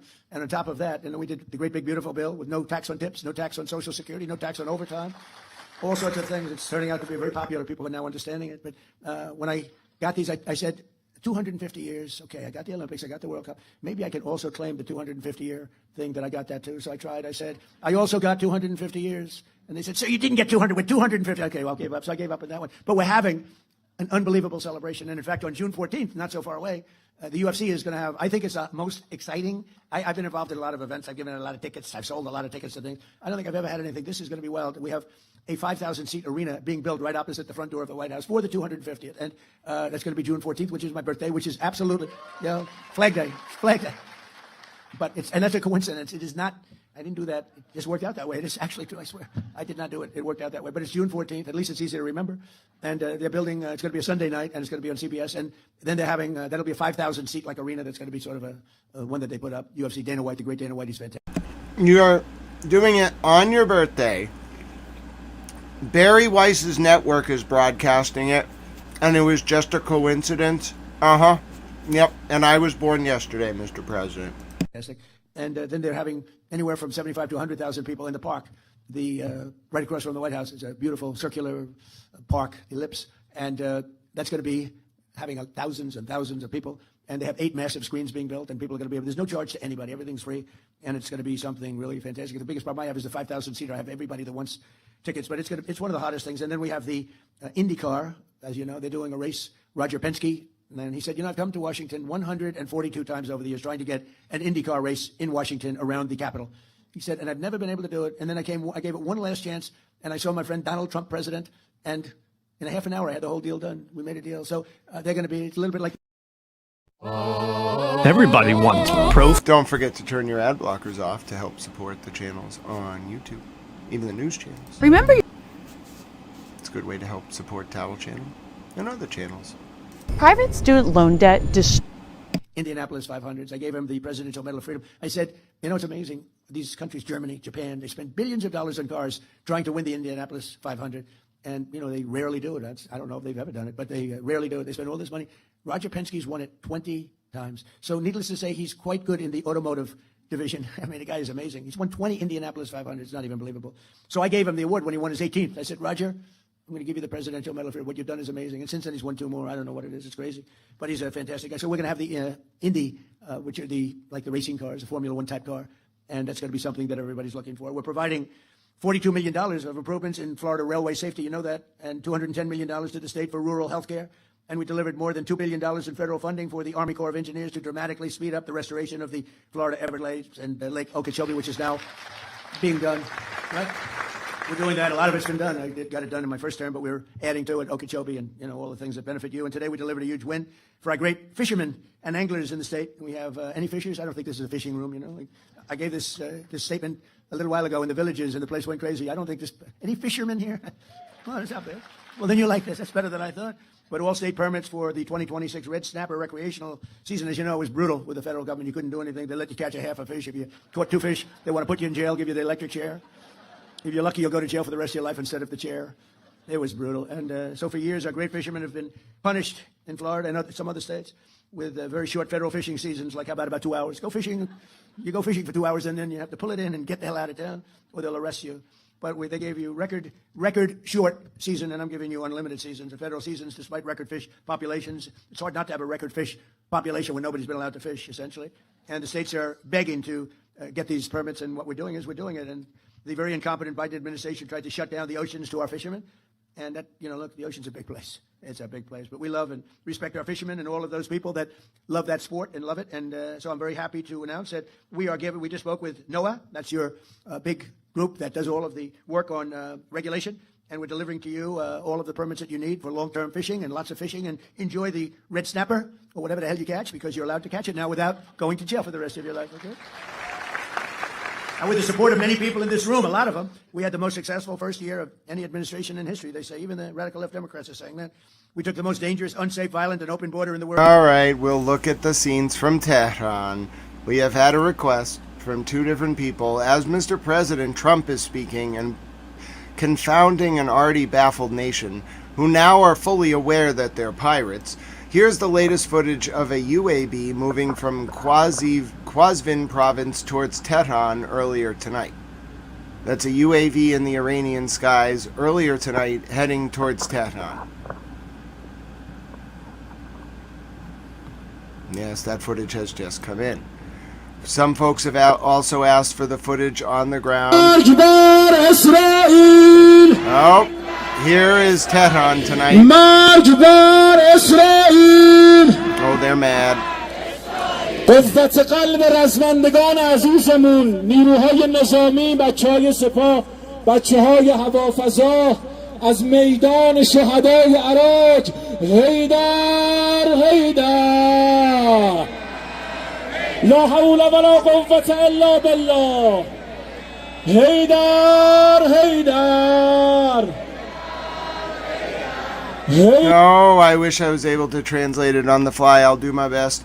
We need to go back to Mr. President Trump for the time being. Anywhere in the world, there's no border like this. And created the most secure border in U.S. history with 0 illegal aliens entering our country in the last 11. Think of it. We went from 25 million people coming in to 0.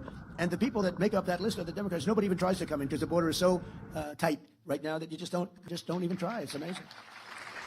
And you know, we had an open border that was allowing a terrible situation. We were allowing people in jail, people in mental institutions, drug dealers, murderers. 11,888 murderers coming into our country. Many of those people murdered more than one person. One murdered 7 people, and they were releasing them into our country. That's terrible. The murder rate in the United States is now the lowest it's been in 125 years. Can you believe that? It's sort of terrible to say in a way because who wants to talk about murder? But we had a murder epidemic, and it's now the lowest since before my father was born, 125 years, 1900. And that's an amazing thing. And the crime rate in the capital, Washington, D.C., which was a disaster. When I came in, it was one of the more dangerous. Oh, what's that? Did someone say towel membership parade? Why, yes, Kimberly McGuire, you did get a towel membership, as did Oh Sweet Nothing, as did Don't Bully My Breed, as did Brian Weber, as did Orslow Law. Congratulations. You didn't just get memberships.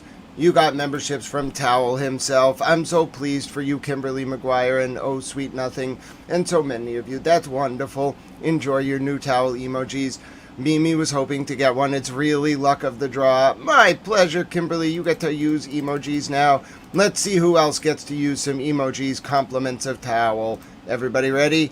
Hashtag Towel memberships. You're getting 5 more. Here you go. Roll the dice. Who's going to get them? You got to be in the arena to win, or something like that. I don't know. Ask David Yannetti. Congratulations to Humbisa and JME the Goat and Norm Zolkos and Mrs. Smith and Lee Moore. Mimi, I tried. Mimi, I did my very, very best. I tried to get you a membership, Mimi. I said, oh, will the sort of dice roll of the YouTube allow for Mimi to get a membership? No, it didn't want to happen. But Mimi, we will get you that membership. I'll make it happen one of these days. It is really random. One of the lowest. Oh, God bless you, Patty. Which it should be. We moved in the national guard. Oh, Water Under the Fridge has started a membership parade. Nikki B, congratulations. Stand with Mel and Carnivore and DNB Bentley, and May the Force be with you. That's a great name. Congratulations to all of you. Oh, goodness. Tiffany Bob has started a membership parade. Oh, hello. Congratulations to NCG and Easy Gaming and Tosh May and Linda Michael and Fukio. We try. Oh, listen. All of you. If you want to be eligible for gifted memberships, this is a thing. You have to go check your YouTube settings. All right? So just go to Google, type how to enable gifted memberships. Not everyone gets it turned on automatically. I wish I knew. I don't. It's a big company with a lot of different countries it deals with. You have to go into your settings. A lot of you have it on. You have to just double check that the box that says receive gifted memberships is on. Otherwise, it won't let you get one. God bless you, Tiffany Bob. You are so kind, my dear friend. You have joined the parade, Water Under the Fridge, and Tiffany Bob with the very rare back-to-back combo gifted membership. You both are wonderful. Thank you for supporting Towel Channel. Thank you for giving the gift of emojis to so many people. I think that is actually our first ever combo. We had a 4 combo membership go there. We get 20 memberships in a row. That was really intense. That was wonderful. I hope you all enjoy your emojis. If you just got your name announced, it's kind of what's called a membership parade. You now have unlocked Vera custom emojis. For example, Bunny Towel Mom's dog, Kofi, he is an emoji. Did you know the mascot of the channel? He's named Pete Bunny Towel. He's an emoji. Miss Rockstar's cat, Mr. Rockstar, he's an emoji. There's a towel emoji. You can basically use custom emojis. Now, I know it's great. Thank you to Tiffany Bob. Thank you to Water Under the Fridge. You're both wonderful. Hashtag combo membership parade. That was great. I'm thrilled. What a night. Over 5,000 hardened career criminals. And no bombs have dropped somehow. I'm not really sure how this has happened. But, overall, Towel's pensively nervous the sun's going to rise, and apparently no bombs have dropped. I don't know what to say. I'm very pleased, pensively pleased. Oh, That would be great. Criminals I don't who know. came in during the open border of Joe Biden. I don't And know they what made to it just a say. horrible place. It was never that safe, believe it or not. It was people were getting killed, but they were losing 3 people a week on average, murdered 3 people, 150 people a year. Kids would come in to see the Washington Monument or the Lincoln Memorial, and they'd go home in a casket. They'd call their parents and say, "I'm sorry, your son's been killed." And we moved some very strong people into the area, and in a period of a month, it was much better. 2 months, it was better yet. And now it's considered a very safe city. Restaurants which were closing all over town. They were even dangerous if you got there. They'd rob the interior of the restaurant. They'd go in, raise your hands, give you money. It was terrible. And it's a very interesting statistic, Mayor. So 90% of the crime is committed by 2% of the people. And that's really good, because that means you can solve the problem. If it was 25% of the people, that's a tough thing. 2% of the people commit 92% actually of the crime. It's incredible. It's great because you get rid of them and you don't have it. We took out over 5,000 hardened career criminals, numerous murderers, and they're gone. They're back in their countries or they're in jails. We've secured the largest reduction in drug prices in American history. Under my most favored nation agreements, we're delivering your record-setting discounts with price differences of 400, 500, and even 600% lower. And what that is most favored nation. We were the highest priced drug nation anywhere, prescription drugs, anywhere in the world, by far the highest. A drug that would sell for, like the fat drug, my friend became a very famous, he's begging me not to announce his name, but I use him as an example. He's very smart, very fat. And he was in London, and he bought... The fat drug thing again. I said, I get one of those fat shots. And I said, it's not working. He's become very famous because he's really the one that got me onto this. It was like crazy. He said, in London, I buy it for $87. In New York, it's $1,300. The same exact, and he's very smart, very rich, actually. Highly neurotic. He's a neurotic guy. Highly neurotic. Most neurotic people. They're either really wealthy or they fail badly, You want controlled neuroses. His is not controlled, but he's smart. He checked out the company. He said it's the exact same drug from the exact same factory, made in the same plant. Everything was except the price. One was $87 in London, and one was $1,300 in New York. He said, what's going on? And actually, it had a little bit of an impact, and I went to the drug companies. I went all over. They've been looking at this for years, but there was no way you get the drug companies to do it. I got them to do it. I did a lot of bad things to them, but I got that. I got them. But they didn't care because they said there's no way to get the countries to do it. You had to have the country because in London, a pill that was selling for $10 would sell for $100 in the U.S. In Berlin, $5 compared to $87, $90, $95. A tremendous, sometimes 10 times. You can't tell customers to eat it. He tells that same story over and over and over again. Just over and over and over. I mean, this is absurd. That's Emmanuel Macron. Beautiful accent. I said, Emmanuel, you're going to have to lower your drug prices in the United States because you're making it impossible for us. I mean, your prices are low and our prices are high, and you're going to have to, no, Donald, I will not do that. You see, because the world is bigger than the United States, it's really not as bad for them as it sounds. If they double their price, we can lower our price to them because of the size. It's a world situation. The whole world was ripping us off. We were paying 10 times more, 5 times more, crazy. And so I said, no, Emmanuel, you will do it 100%. No, I will not do it. So if he had a pill that sold for $10 and he had to sell it for $20, that's a big increase, right? But I said, it's not fair, Emmanuel, because we're not fair.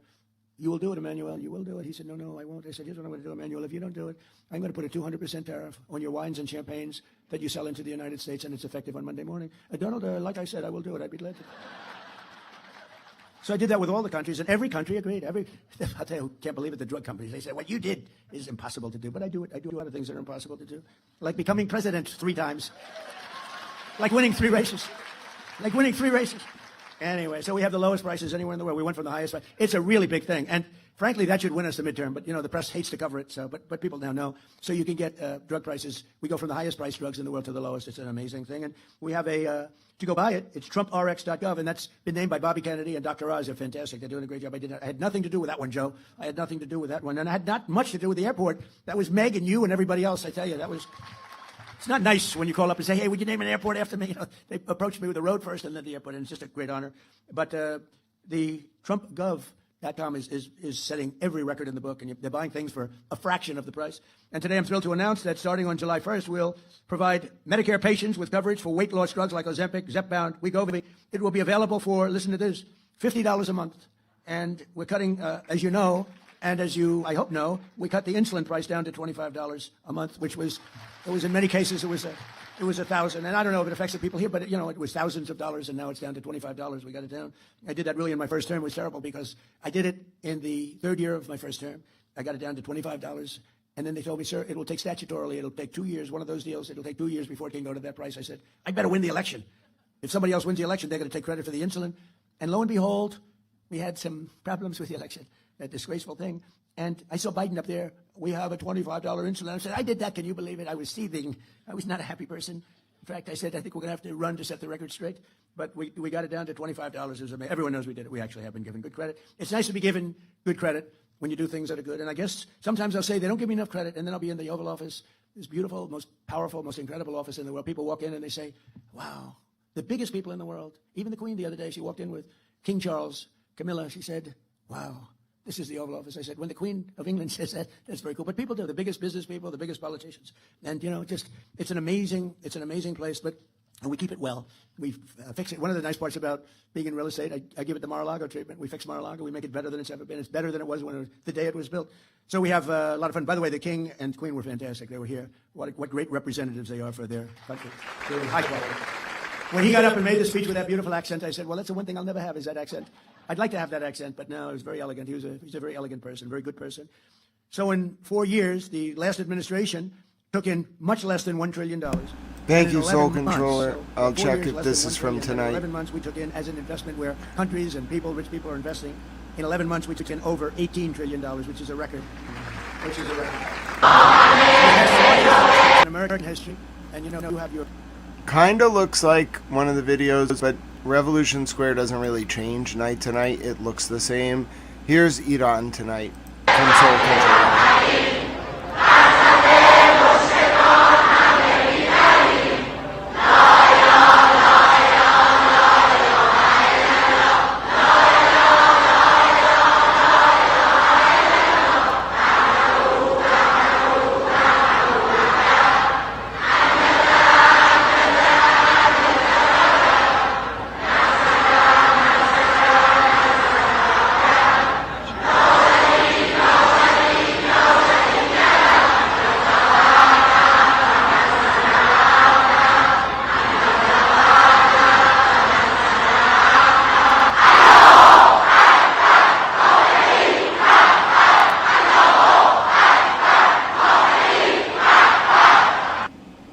That's pretty intense.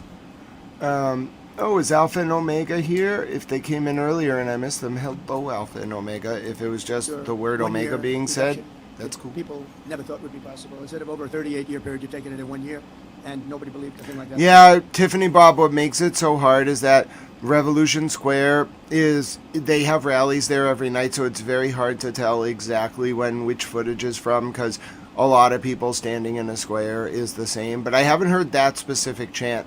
So, Soul Controller would probably know if it was rehashed footage. I think that the chants probably are a way to tell whether it's new footage. It does seem to be from tonight. That was possible. I did that actually for a shorter period of Yeah, time. they are ready. In the first administration, I think we had the greatest economy in history in my first administration, and in the second, I think we're blowing it away. But we had to make a detour. I'm sorry. We had to make a detour to Iran. Everything will snap back.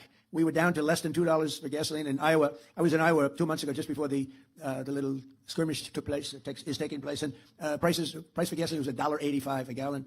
And we were a lot of places where $2, some below $2. And I believe it'll snap back very, very quickly. So there's so much oil. These ships are loaded up with oil. They can't get out of the strait. I think we're going to have it solved. I think everyone in this room is going to be very happy and very impressed. Our tax cuts supported an estimated 408,000 full-time Florida jobs. You know that. And we delivered no tax on tips, no tax on overtime, no tax on Social Security for our seniors, which I think is the last one. I wasn't sure if that was the biggest one, but I can tell you in Florida it's the biggest one. No tax on Social Security for our seniors. We virtually eliminated the estate tax or death tax for people with small business and farms. So many farmers where they leave their farm, they're land rich and cash poor. They have a farm that's of value. They leave it to their children, their great children who they love so much. If they don't love their children, I say don't bother, it's nothing much. But if you do, if you want to leave your farm or your small business to your children, we have no estate tax. We have, they call it a death tax, that's what it is. And pretty amazing thing. In the case of farms, it's a way of life. And the parents would be on the farm, the kids would grow there, they love it. They wouldn't do anything else. They would rather do that than anything else. And they used to get hit with a tax, a big tax that they couldn't pay, so they go out and borrow money from the local bank or whatever, and they weren't able to pay, and they would lose their farm. And in many cases, they would commit suicide. Literally, they'd commit suicide. We don't have any death tax or inheritance tax anymore for the small farms and small businesses. So when you leave your business to your kid, you don't have that. And we made interest on car loans fully tax deductible so that if you borrow money, if you buy an American car only, you have to buy an American-made car. But you can borrow money from the bank. Your interest is deductible for income tax purposes. And that's a big deal that we've never seen. You know, middle-income people have never been big on deductions. Rich people have gotten used to deductions, but those other people haven't. We added 186,000 private sector jobs in March. Jobless claims just hit the lowest level since 1969, and more Americans are working today, as I said, than ever before. And since the election, 89 times we've hit new highs, and we're adding $9 trillion. We've added in just 11 months, we've added over $9 trillion in value to the stock markets, and people with 401ks have really, I mean, it saved marriages, actually. One policeman told me my wife thought very little of me. She felt I wasn't a man because I was a bad investor. With my 401k, I had nothing I could do about it. It was under the Biden administration. And now she thinks that I'm Warren Buffett. She said, my husband's the most incredible investor I've ever seen, and all I do is just look at the numbers every month. So it's amazing. The 401ks are incredible, incredible. Core inflation has dropped to a 5-year low, with the exception of oil prices, which is just, you know, I think most of the people in this room understand that. As soon as it's over, it's going to drop like a rock. I think it goes below where it was because there's so much oil. It's not like it would be a problem if there wasn't a lot. There's so much oil out there. But core inflation has dropped. Grocery prices are down. Used car prices are down. Rent is down. The only thing that is up is the gasoline, and that's coming down. But, you know, with all of this, and I say it again, we had to do this little excursion. Because if we didn't, if they had a nuclear weapon, this world would be, it would be a horror. It would be a world that would live in fear. And it should have been done for 47 years. Is he calling it an excursion? So he can just be like, yeah, it was just an excursion. We didn't lose a war and get humiliated and realign the geopolitical hierarchy of the Gulf. No, it was an excursion. We just visited and came back, you know. I can't tell whether this man, maybe this is what he wants. I can't tell whether he's about to bomb Iran or just give up. And maybe that's his whole plan, is to make Iran think he's crazy so they don't know what he's about to do. It was like Richard Nixon's strategy. It's called the madman strategy. Years by other presidents and other countries, frankly, but it wasn't. They were all afraid of. Hello, Sean. Good to see you. We've blown the hell out of them if you want to know.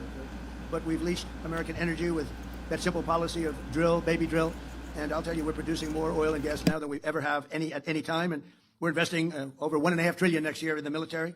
And we have the strongest, the greatest military by far anywhere in the world, stronger than any other country by far. And thanks to our warriors and their allies, the Israeli Defense Forces today, the Iranian regime has none of those things that we talked about: Navy, Air Force, anti-aircraft capacity, no radar. And again, dozens of their leaders are no longer with us. They're elsewhere. Most importantly, though, thanks to our blockade. The blockade has been unbelievable. They're unable to export any energy, and they're crumbling as an economy. But I just want to say that we have now a great country that's respected again. We're a country that is winning like it's never won before, and we're going to keep it going. And I just want to thank all of the people from this area of the world. It's a great area of the world with great leaders and people, and it's people that I have a lot of respect for. But it's an area of the world that everyone's talking about, and it's an honor to be a member of this group of people, very distinguished, such distinguished people. I mean, I'm seeing so many people, the people that you read about, the people that you look up to, and they happen to be here. Speaking in front of you with Harvey, my lawyer, the lawyer. If he ever loses a case, I'll fire him so fast. But he's my lawyer, and he said, would you do it? I said, absolutely. And I know it's turned out to be great because outside they have thousands of people trying to get in, so that's a good feeling. But I just want to thank very much all of the people of West Palm Beach and Palm Beach, all of the people that we've... I have to replay it because we got to the end. At the end, the feed just cut off. What? Their feed just they just gave up. What? They just stopped. They just stopped the feed. Oh my goodness. Alright, that's it. That's it. I may end the stream in a few minutes until the activity begins. You know what? I think I'm going to just talk to Tell Girlfriend for a little bit. That was a wild night. That was ridiculous. This whole thing is ridiculous. If there are bombs that drop, I shall return. And that's it. I'm not sure the Iranians take the American leadership seriously. This whole thing is ridiculous. We made it through the witching hour. It's 9 a.m. It's 9 p.m. Excuse me. Friday, May 1st, 2026. here in Boston. My name is Grant Smith Ellis. It is 3:08 a.m. in South Africa, Saturday, May 2nd, 2026. It is 4:08 a.m. in Tel Aviv. We got through the witching hour. And it is 4:38 a.m. in Tehran. The sun is about to rise. Yes, First Lady Towel, Girlfriend Towel, and I. Girlfriend Towel's awake. So we're going to spend some time together. It's 3 a.m. I know, nothing about what Mr. President Trump makes sense. Alright, let me do Tippecanoe and Tyler 2. The stream will return if any bombs drop. I'm on alert all weekend. We made it through the witching hour, though. I watch that 3 to 4 a.m. hour every night very closely. Yeah, Mr. President has declared us all pirates, you know. But I like to do Tippecanoe to end the stream, so if you've never been around for Tippecanoe, I like to list the U.S. presidents in order. Then I'll play you the ending song. We just won today. Then we're out of here. Actually, I might play you one Mariah song, and then one closing song, then we're out of here. Alright? So, you got to start with President Washington, then President Adams, then President Jefferson, then President Madison. Jump forward to 8, President Van Buren. 13 is President Jackson during the bank wars of the 1830s. Here's where it really picks up. Alright, Tippecanoe and Tyler too. So you got Polk, Taylor, Pierce, Buchanan, Lincoln, Johnson, Grant, Rutherford B. Hayes, Garfield, Chester A. Arthur, Cleveland, Harrison, Cleveland, McKinley, Teddy Roosevelt, William Howard Taft, Woodrow Wilson, Harding, Coolidge, Hoover, FDR, Truman, Eisenhower, Kennedy, Johnson, Nixon, Ford, Carter, Reagan, Bush 1, Clinton, Bush 2, Obama, Trump, Biden, Trump. That might have been one breath. We're going to get there. I'm going to do it. At one point in time, I'm going to do all the presidents in order in a single breath, and that's not route memorization. I know something about all those presidencies. That's how I do it. All right. It's a pirate's life for Aaron. Yes, Aaron, the president, has declared us all pirates. All right, so you get one Mariah song, then the closing song, then I'm going to bed. All right, this song's called Jerusalem. All right. You know, I think it's just a really good song. It just speaks to my soul. Here you go. This is called Jerusalem.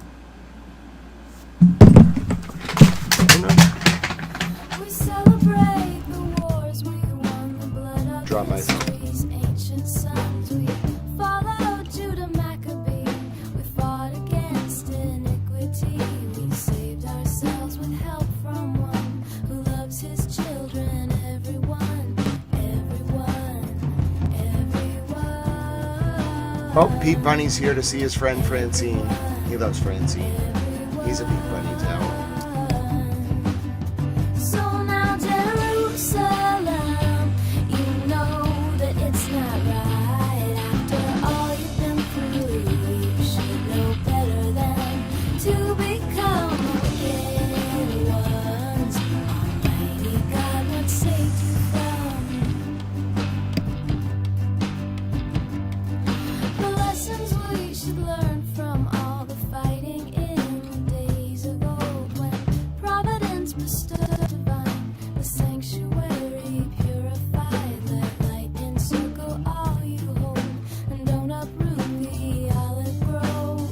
So now Jerusalem, you know that it's not right. After all you've been through, you should No. know better than to become A lot of the Iranian leaders, unlike Laranjani, stay in the hardened bunker under Tehran.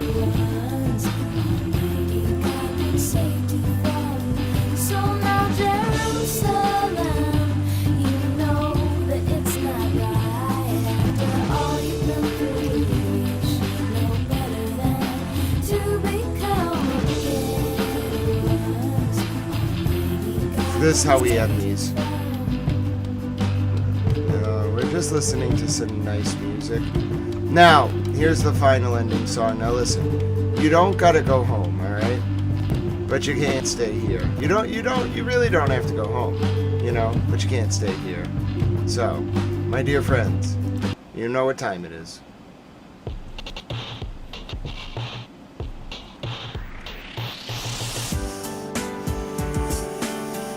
Sweet dreams, Mercury Star. Sweet dreams, my dear friends.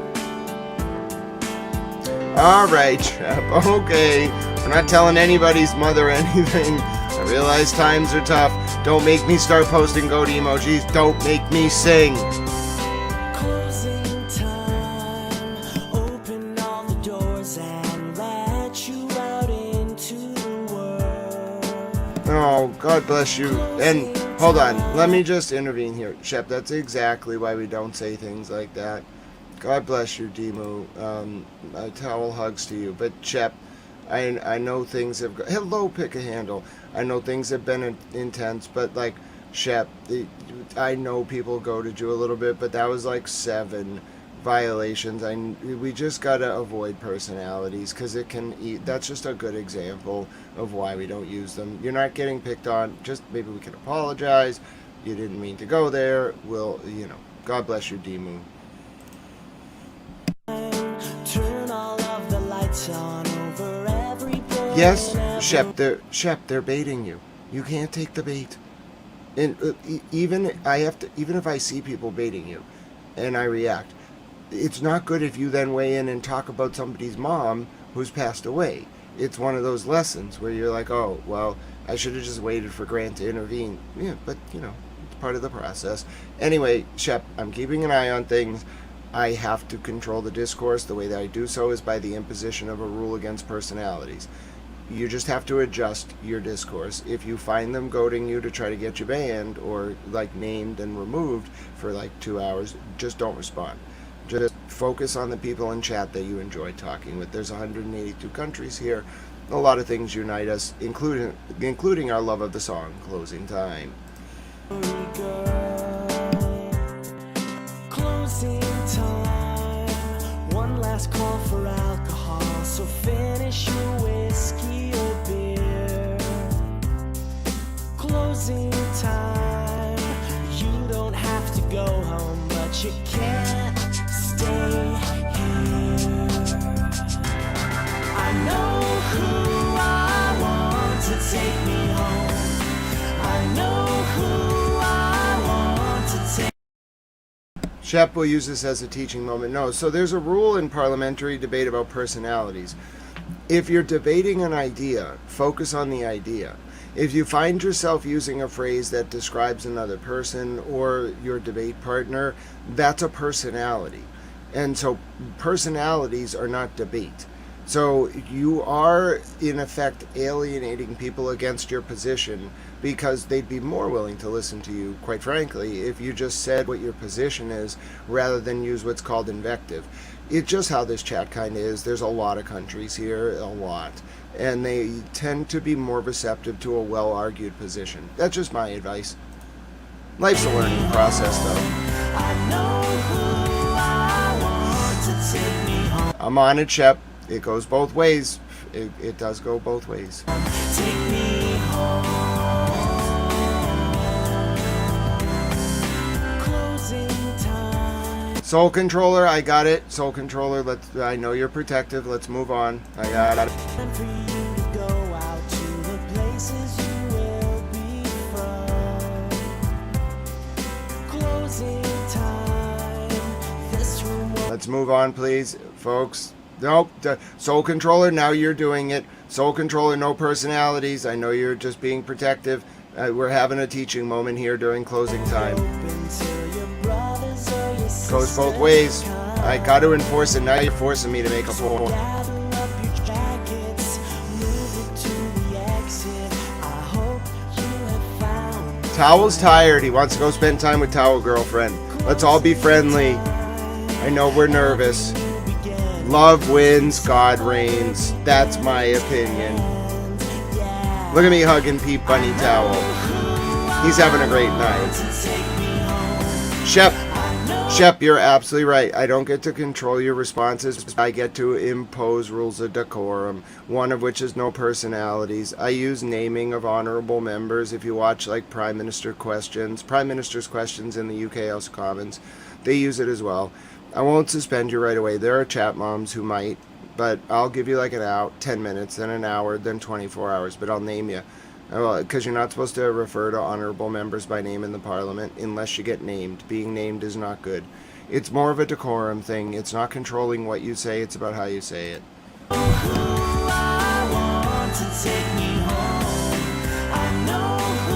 Ah, that's fair. So, my dear friend Sana, that's why I address these issues. We don't have to backseat it. Just trust me, I'll intervene, my dear friend. God bless all of you. Oh, thank you, Standing Stones. I'll tell Towel Girlfriend. Can you tell I'm tired tonight? I think we're all tired. That was rough.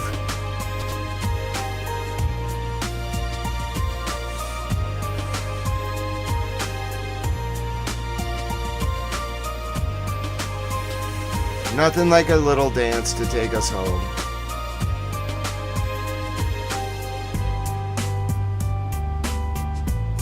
Hi, Pick a Handle. Love the emoji. Hi, Marsha. Oh, Marsha, I hope you've had a wonderful day at work. God bless you, my dear friend Marsha. I'm so glad you got to stop in during our closing song. I will be live again, depending on the night's and morning's developments. However, just seeing Marsha's comment really warmed my heart. I hope you get some good pleasant energy during work today, Marsha, and I hope we get to hang out during the stream very soon. You are wonderful. Water Under the Fridge says free Unhurried and Razor, which is a great way to follow up on Marsha's comment. Hashtag save the goats.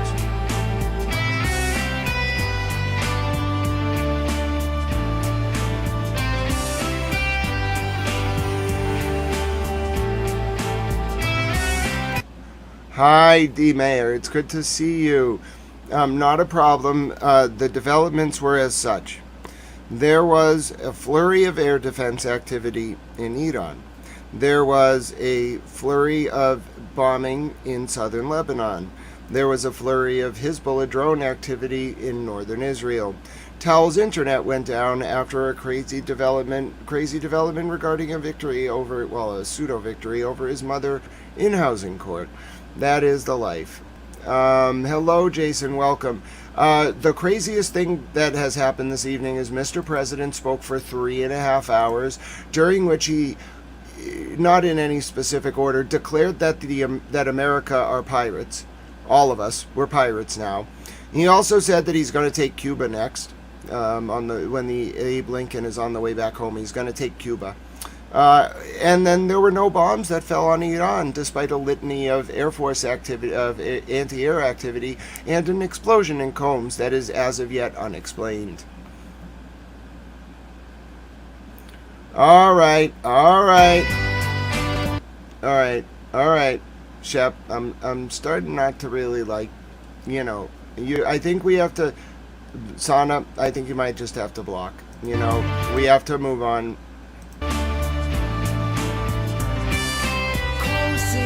Shep, you might not be aligning with the vibes here. You're cool and all. I think you have a right to your own opinion. But, you might not be a towel, which is okay. But it's a vibe thing. You know what I'm saying, bro? Time for you to go out to the places you just might be more comfortable in a channel with a less varied spat of cultural perspectives. I know that exposure therapy is sometimes a little visceral, but I just don't like the vibe, It's a vibe thing. And Shep, it's a great place to learn, so I don't want to remove you. I just think it's probably not what you're looking for. There's probably going to be a time in your life after you travel, where you're going to be like, wow, I was exposed 30 years ahead. But not everyone can handle it.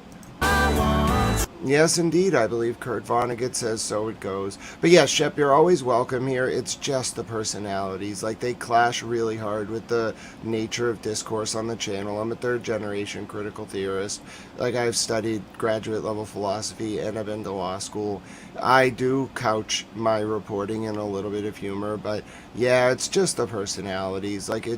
I know people goaded you, but once you go down that cycle, it just becomes perpetual in chat. It deflects from cogent discourse, and it undermines the mission of what I'm trying to do here, so. Take me home. I know who I want to take me home. I know who I want to take me home. Take me home.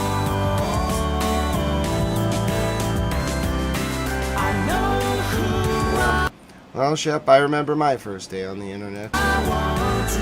It gets better.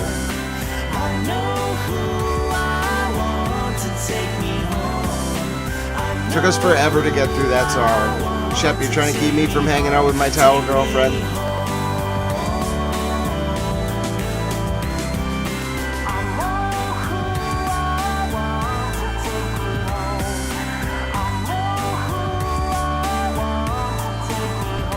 Well, you can bring a horse to water, but you can't make it drink.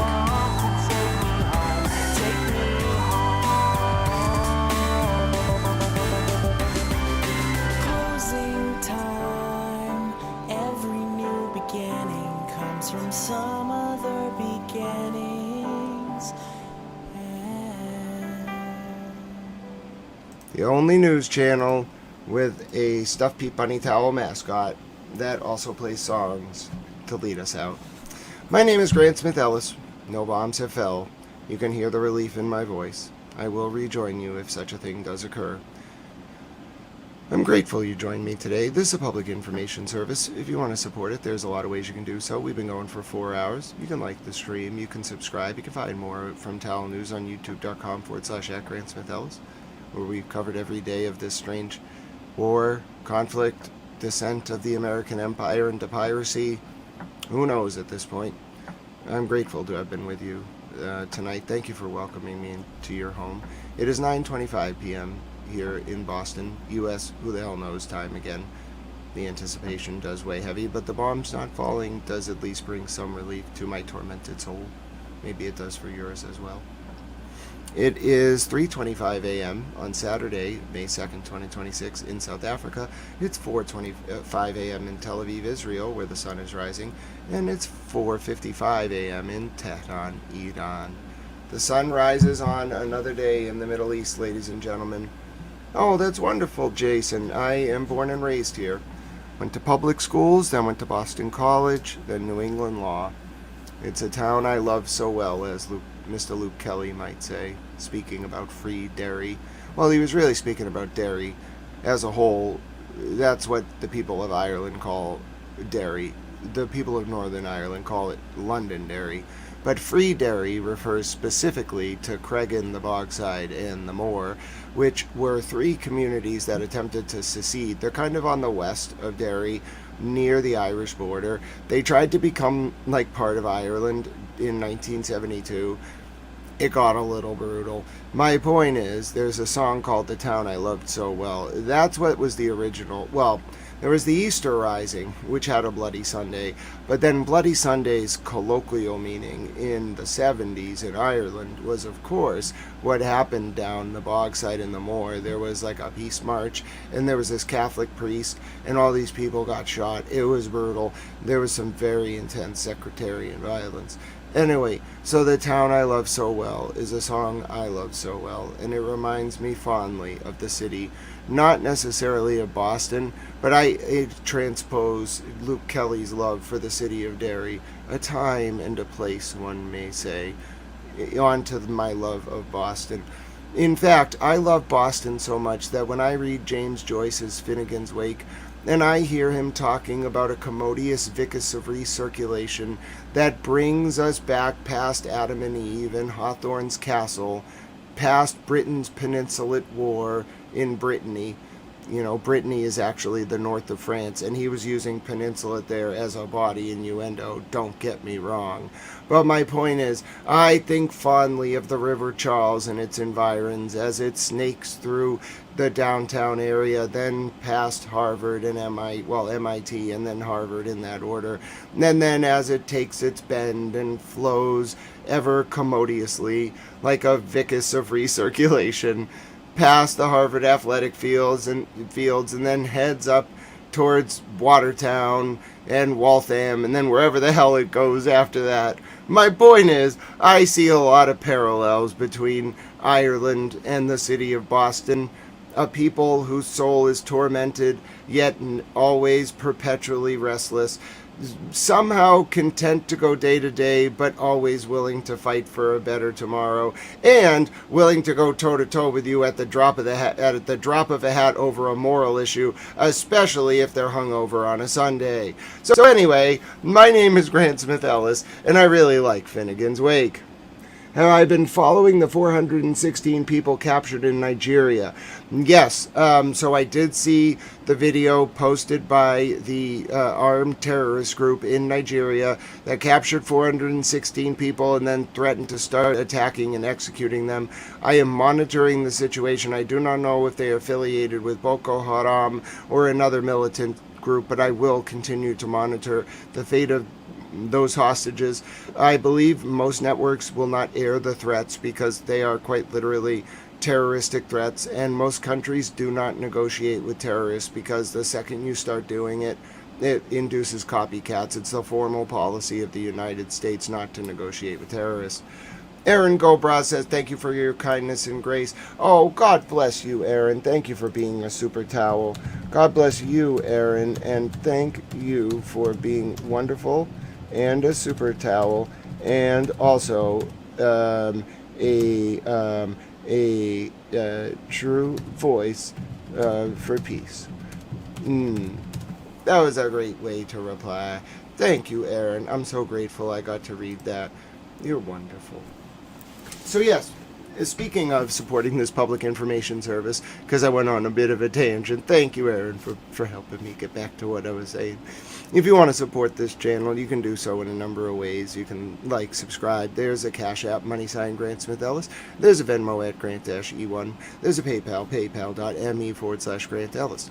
You can keep me alive, you can keep me fed, and by doing so, you can allow me to continue the mission of this one-man-run public information service. Well, it's really all of us that makes this Towel News Network what it is, and I'm grateful to all of you for all of your contributions, compassion, and love that you express towards each other, even in intense moments of debate where you may not all agree. Yes, this is a public information service designed to educate, inform, and entertain.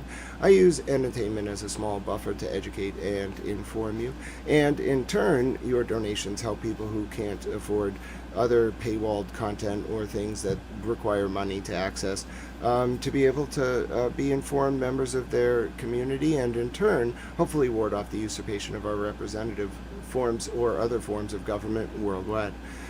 Thank you very much again for all of your support.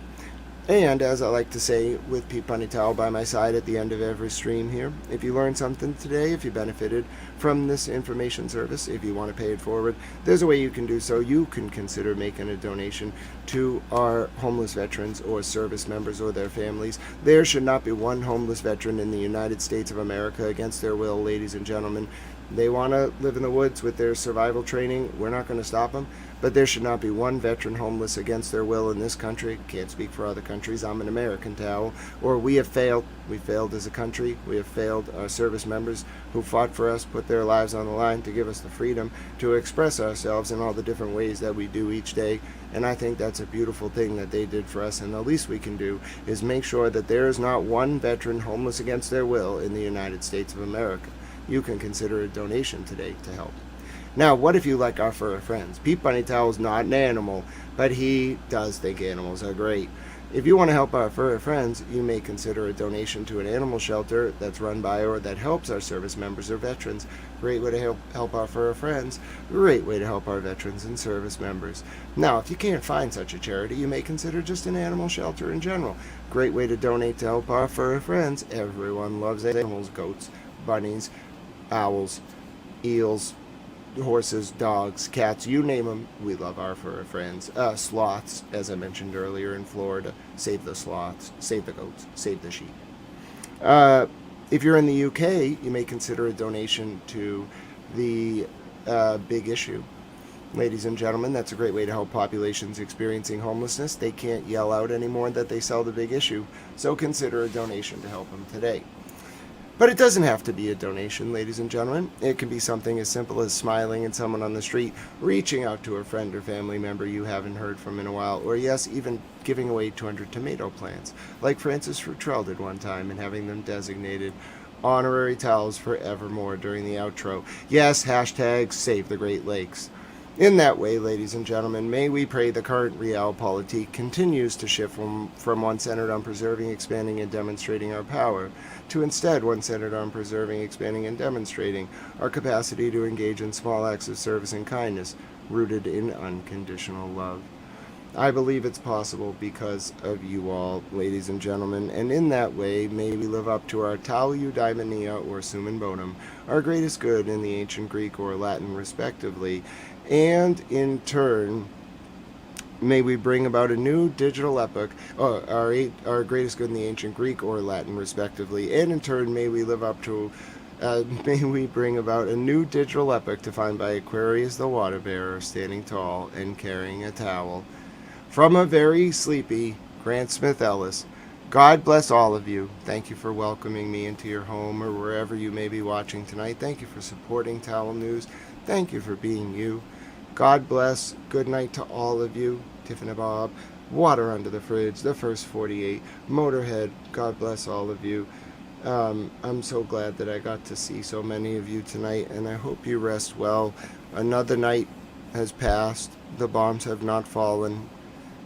I don't really know how this is going to end, but for now at least, there is a pseudo-peace. I'm not sure the people of South Lebanon would agree. I will go to bed tonight praying, ladies and gentlemen, for a continued peace.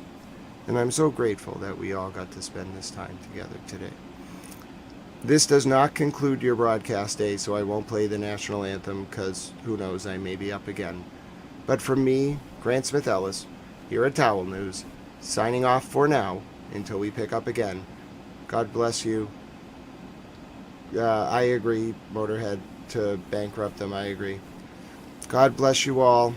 May God bless the United States of America, and may God protect the people of this world. Good night, friends, until we see each other again. Thank you for being with me. Good night, Kimberly. Good night, Petty LaBelle. Good night to you all.